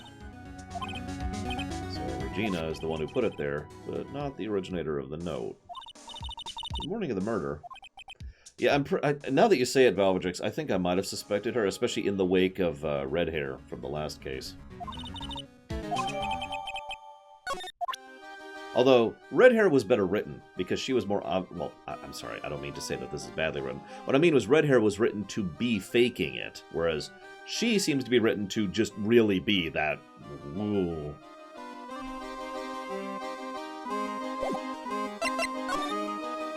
Like, you could deduce, for lack of a better way to put it, that Red Hair... I can't think of her name. Enid. That was it. Enid was faking it. Or Mimi, I guess I would say. Where am I going? Mo's room. Mo's room.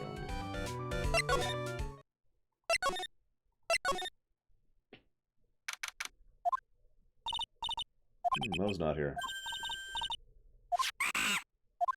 Die, monkey. You don't belong in this world.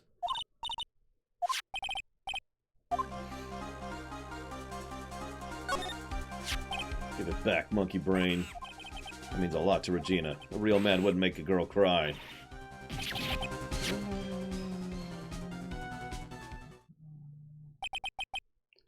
Tried to have a man-to-man talked with him. I really did. No, man-to-man isn't really accurate. Nick, I swiped it while the monkey was distracted. You're really on the ball today, Nick. For once. You know what I mean? I want to try on the costume. Okay.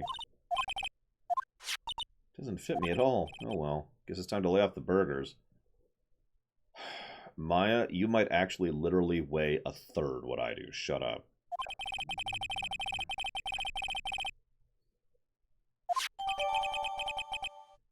Maybe a fourth.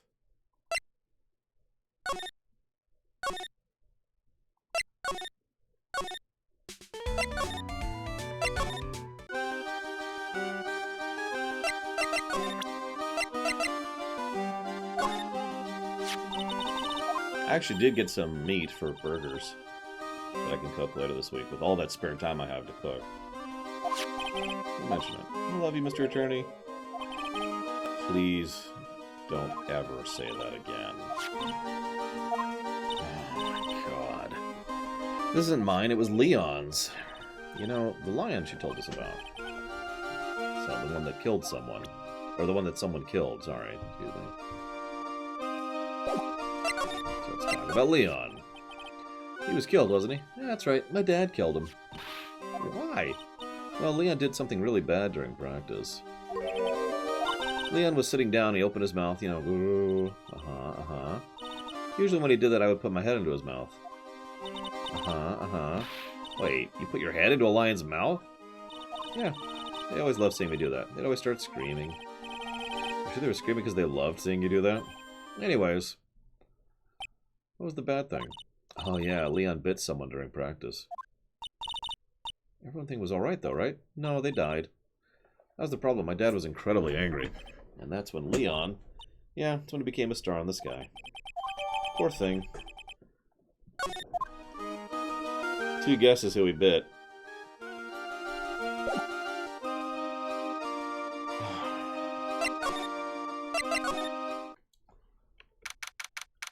This is a long one. There we go. Something smells fantastic. So we know it can't be Mo. It's burgers! Bistro de Cirque, the cafeteria. It smells so good, and those burgers look great. He's a burger-crazed monster. Oh, burgers are the best. Juicy meat, toasted buns, special sauce. Absolutely irresistible to anyone with a hankering for a burger. I'm gonna have to cut off early to make burgers today, aren't I? I don't have time. 1 bite will send you to hamburger heaven. I have an idea for a Mario stage now.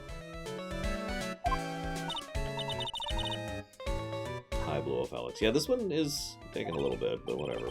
They're all kind of long. Although we do seem to be having a little bit of Greedfall problem. You remember that? Greedfall was like 3 days, but it sure didn't feel like it. Oops, hang on. Now the Ringmaster's gone, what are you gonna do? Well, that's all I've thought about the past 2 days. Everyone loved Russell. You heard Acro's story, haven't you? Like he was adopted when he was younger. He calmed down a bit now, but he was livid when he heard about the murder. Acro was so upset he said he couldn't go on. Said he was upset? Yeah. Anyways, I gave it some thought. Maybe I should give up and try to be a half-baked clown. What do you think of trying on the ringmaster's shoes? Max would still be an issue, though. Max. He may be a bit mean and hard to work with, but it's hard to argue his importance. It's probably the reason the circus is still around. A lot of what he says is right. All that's left to see is if everyone can get over the tragedy. You know. Get over what tragedy? Don't worry about it. It's nothing. Nothing at all. You must mean the tragic death of the ringmaster. Yes, that's it. You're right. Dang. Correctamuno. Did you mean dang? No, I mean no disrespect, but are you lying to us? No, not at all. What makes you think that? The way you said if everyone could get over the tragedy seemed a bit strange. It sounded like you were talking about something from a long time ago. Mo. Own up to the truth. You're a terrible liar. J'accuse again.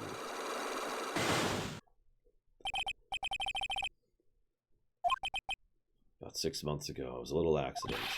Give me a break. Us old men have accidents. I wear big pants for a reason.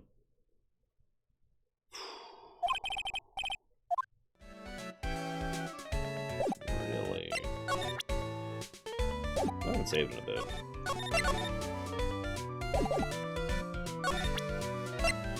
Alright, we'll start by presenting... Oh, duh. The Magatama.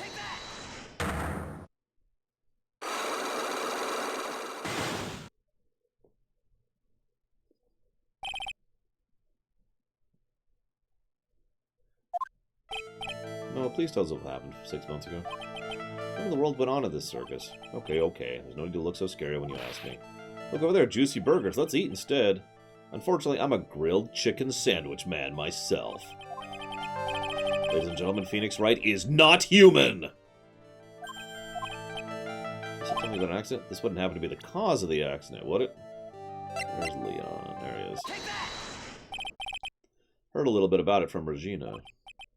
Leon made a mistake during practice, right? By the way, you notice his hat's mouth opens when he looks shocked? I told them so many times.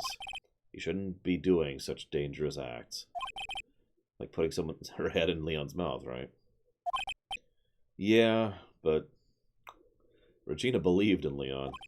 She believed so strongly her ringmaster went along. He never could say no to her. Out of curiosity, who was bitten? Come on, Mo. Don't climb up. I mean, who did Leon bite on the head? Well, I promised I wouldn't say anything. You promised? He's involved in this, too. Mo, is this the person you promised you wouldn't say anything? Oh, I gotta hit over here, don't I? The true evil man. You can tell he's evil because of how calm and collected he looks. Who do you think's evil? Clown man? Or completely normal-looking man? How did you know? Don't worry about that, Mo. Getting to the bottom of this accident may help solve what happened to the ringmaster. No. I need to know the truth about what happened to Russell. Please tell me what you know. I'm sorry,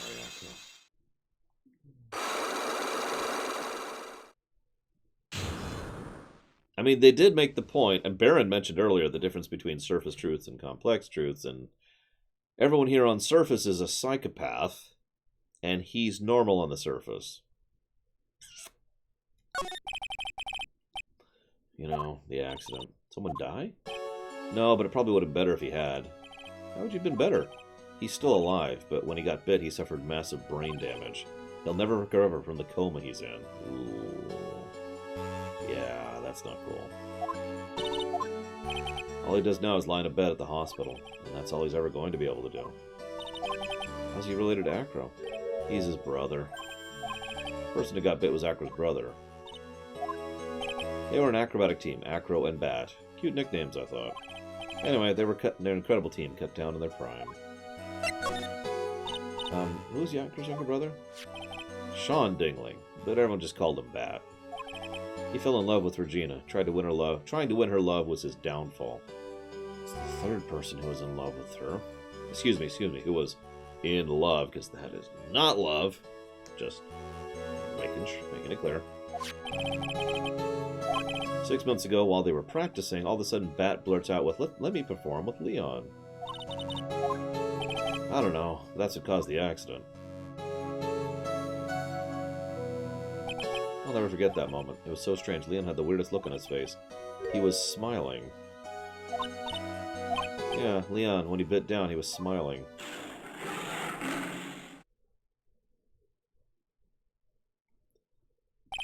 Some sick grin. It's impossible. Smirking lion, a flying murder. Why does it seem that Mo always catches all the incredible events? Nick, can lions smile? Oh. We never told the police about the incident. The circus would have been shut down if we had. Next day, the ringmaster took Leon out and shot him with a rifle. Yeah. You know, you guys are so serious. What was I supposed to do? I had to tell you. But all this truthfulness has put me in a mood for a burger. Here, have some pepper. There goes. Achoo! Nice, what a wonderful sneeze. You think so? You sneeze with pepper and slip on a banana peel. That's basic clownsmanship. Girlie, I know you gotta understand that. Nick, you think I make a good clown? No, Maya, I do not. And that is one of the most kindest things I could say to you in this exact moment. Does Regina sneeze with pepper too? She does. Bat would always tease her with pepper. Yeah, from my point of view, those two always look so perfect together.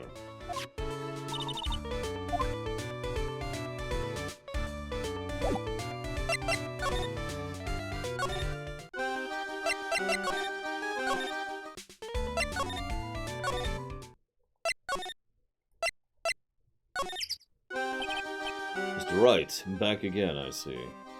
Well, they did say I'll be back. Or was that someone else? We're back because Acro's hiding why his legs were injured. Well, it seems you got some things you want to talk about, so fire away. Yeah, sure, what did I say again? Before he kills us horribly with his birds? I mean, we got the Batman villain thing going. Do we have a bird villain in Batman? I can't think of any off the top of my head. And don't say the Penguin.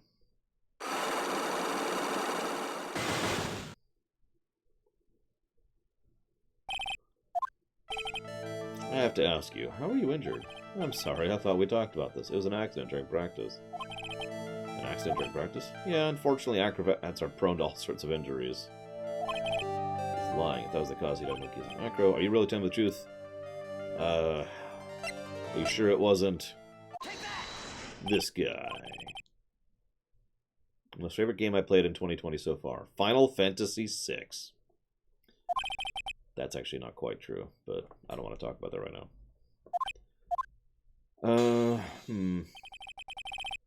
That's a tie between Jedi Fallen Order and Doom Eternal. You're saying I was attacked by a lion? That's what I'm saying. I'm sorry, Mr. Wright. I'm an acrobat. I'm no animal tamer. If a lion were coming at me, I'd be running for the exit. Okay, maybe attacked is not the best word to be using, so let me rephrase that as battled the lion. Seem to be enjoying telling jokes. Why would I decide to battle a lion? You had to do it in order to save your bro. Take that! Yeah, but he asked of the game I played in 2020, Dream Whisperer, and I'm pretty sure I played that this year. I could be wrong. I'd have to look at my list in order to verify. You tried to save him, didn't you? And that's how you got that terrible injury. Mo, he must have told you. Yeah, we learned about Bat from Mo, but he didn't mention anything about you regarding the accident. I suppose it was just a slip of the tongue on his part, and that's how I figured it out. Slip of the tongue? Anyways, they were an incredible team, cut down together in their prime. That's when he slipped. And I figured out, you two ended up to the center of the same accident, together, like always.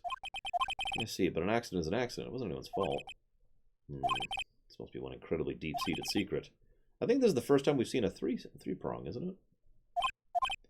Akro, I still know you're hiding something from me. Maybe someone you don't seem to like very much is the reason you're being evasive. You always seem so smart and cool until you start talking about her. Saying things like she is cruel. Ah, that's right, Mia had one. You're right, you're right. Can't wait till we see a 5-1. You know, her tiger tried to attack me. Regent tried to attack you. Twice. He wasn't serious, I'm sure. You're not trying to insinuate that she spurred on Leon to attack Bat, are you? Leon was never taught a command to attack people. Regina isn't capable of doing something like that.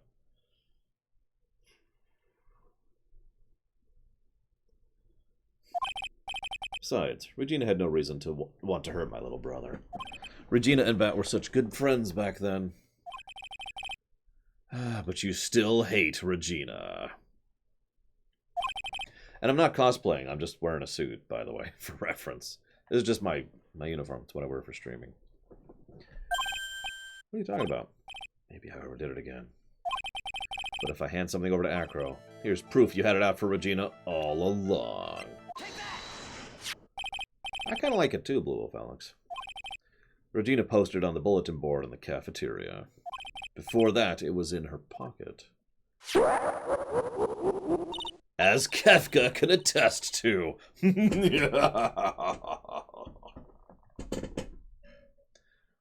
And thank you, Colin Palooza, for your timing.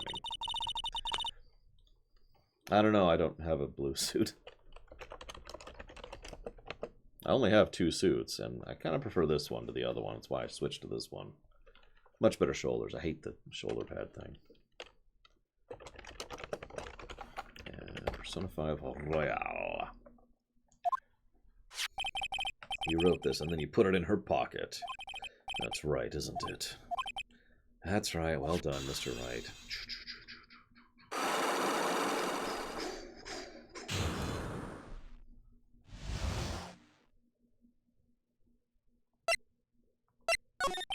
My legs were injured by Leon. 6 months ago, my younger brother Bat had a dare with Regina. A dare? An absurd dare. If I can put my head inside Leon's mouth like you do, you have to go into movies with me on a date. That's insane. Do you know how dangerous that is? We all thought he was being stupid too, but that line was very old to begin with, and age brought with it countless experience in doing its very trick. Unfortunately, this particular time, I guess Leon wasn't ready or willing. And that's when the accident happened. He just wanted to take her out to the movies. Poor Bat. When Leon chomped down, I jumped towards him. Then Leon attacked, and that's how I ended up. What about Bat? He's still in a coma. I went to the hospital yesterday to visit him. I'm still waiting for him to open his eyes again. He never will. And that's the reason I keep going. And why I'm a murderer. Wait. They were such a great friends. Oh yeah, I wanted you to take a look at this. What is it? This is the scarf my brother was wearing when Leon attacked him. Gross, it's covered in blood. This scarf, it was a present from Regina to my brother on the day of the accident. When he did it, he looked like he was smiling. Leon, obviously. When he bit down on Bat's head, the expression on Leon's face looked like a grin. I know, Mo said the same thing. Hey, Kamzus. Well, that is an immensely complex topic that is debated and has been debated for years amongst philosophers and moralists and ethical committees, as well as the medical community, and financially. So when you sort your way through that entire morass of discussion, let me know what you come up with. I'll be taking that scarf if you don't mind. I've already heard everything. Hand over the scarf. But the scarf is evidence of the trial. That's for me to decide. I think we should begin our preparations now, Acro. I've served summons for him to appear in court. We'll appear at the prosecutor's court tomorrow. Come, Acro, let's go to the office. Yes, ma'am. It has happened. In response to Neroz's question. I rather liked Ant-Man and the Wasp myself, period. Sorry, comma. You caught me playing the lawyer game again, period. Any luck on the toilet paper situation? Question mark.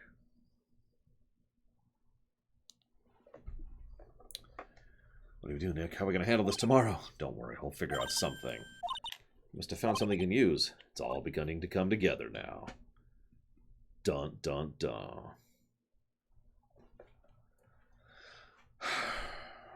We've got this. Ladies and gentlemen of the jury, may I have permission to go through this a little bit quicker than usual to get this done by the break time? Because it's either that or we break right now. Take your pick. Choose quickly.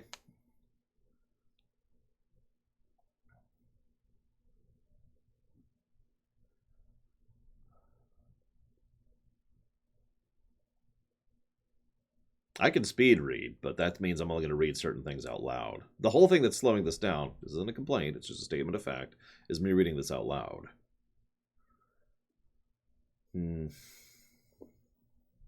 Looks like most people are saying break now. So, break now it shall be. Boop.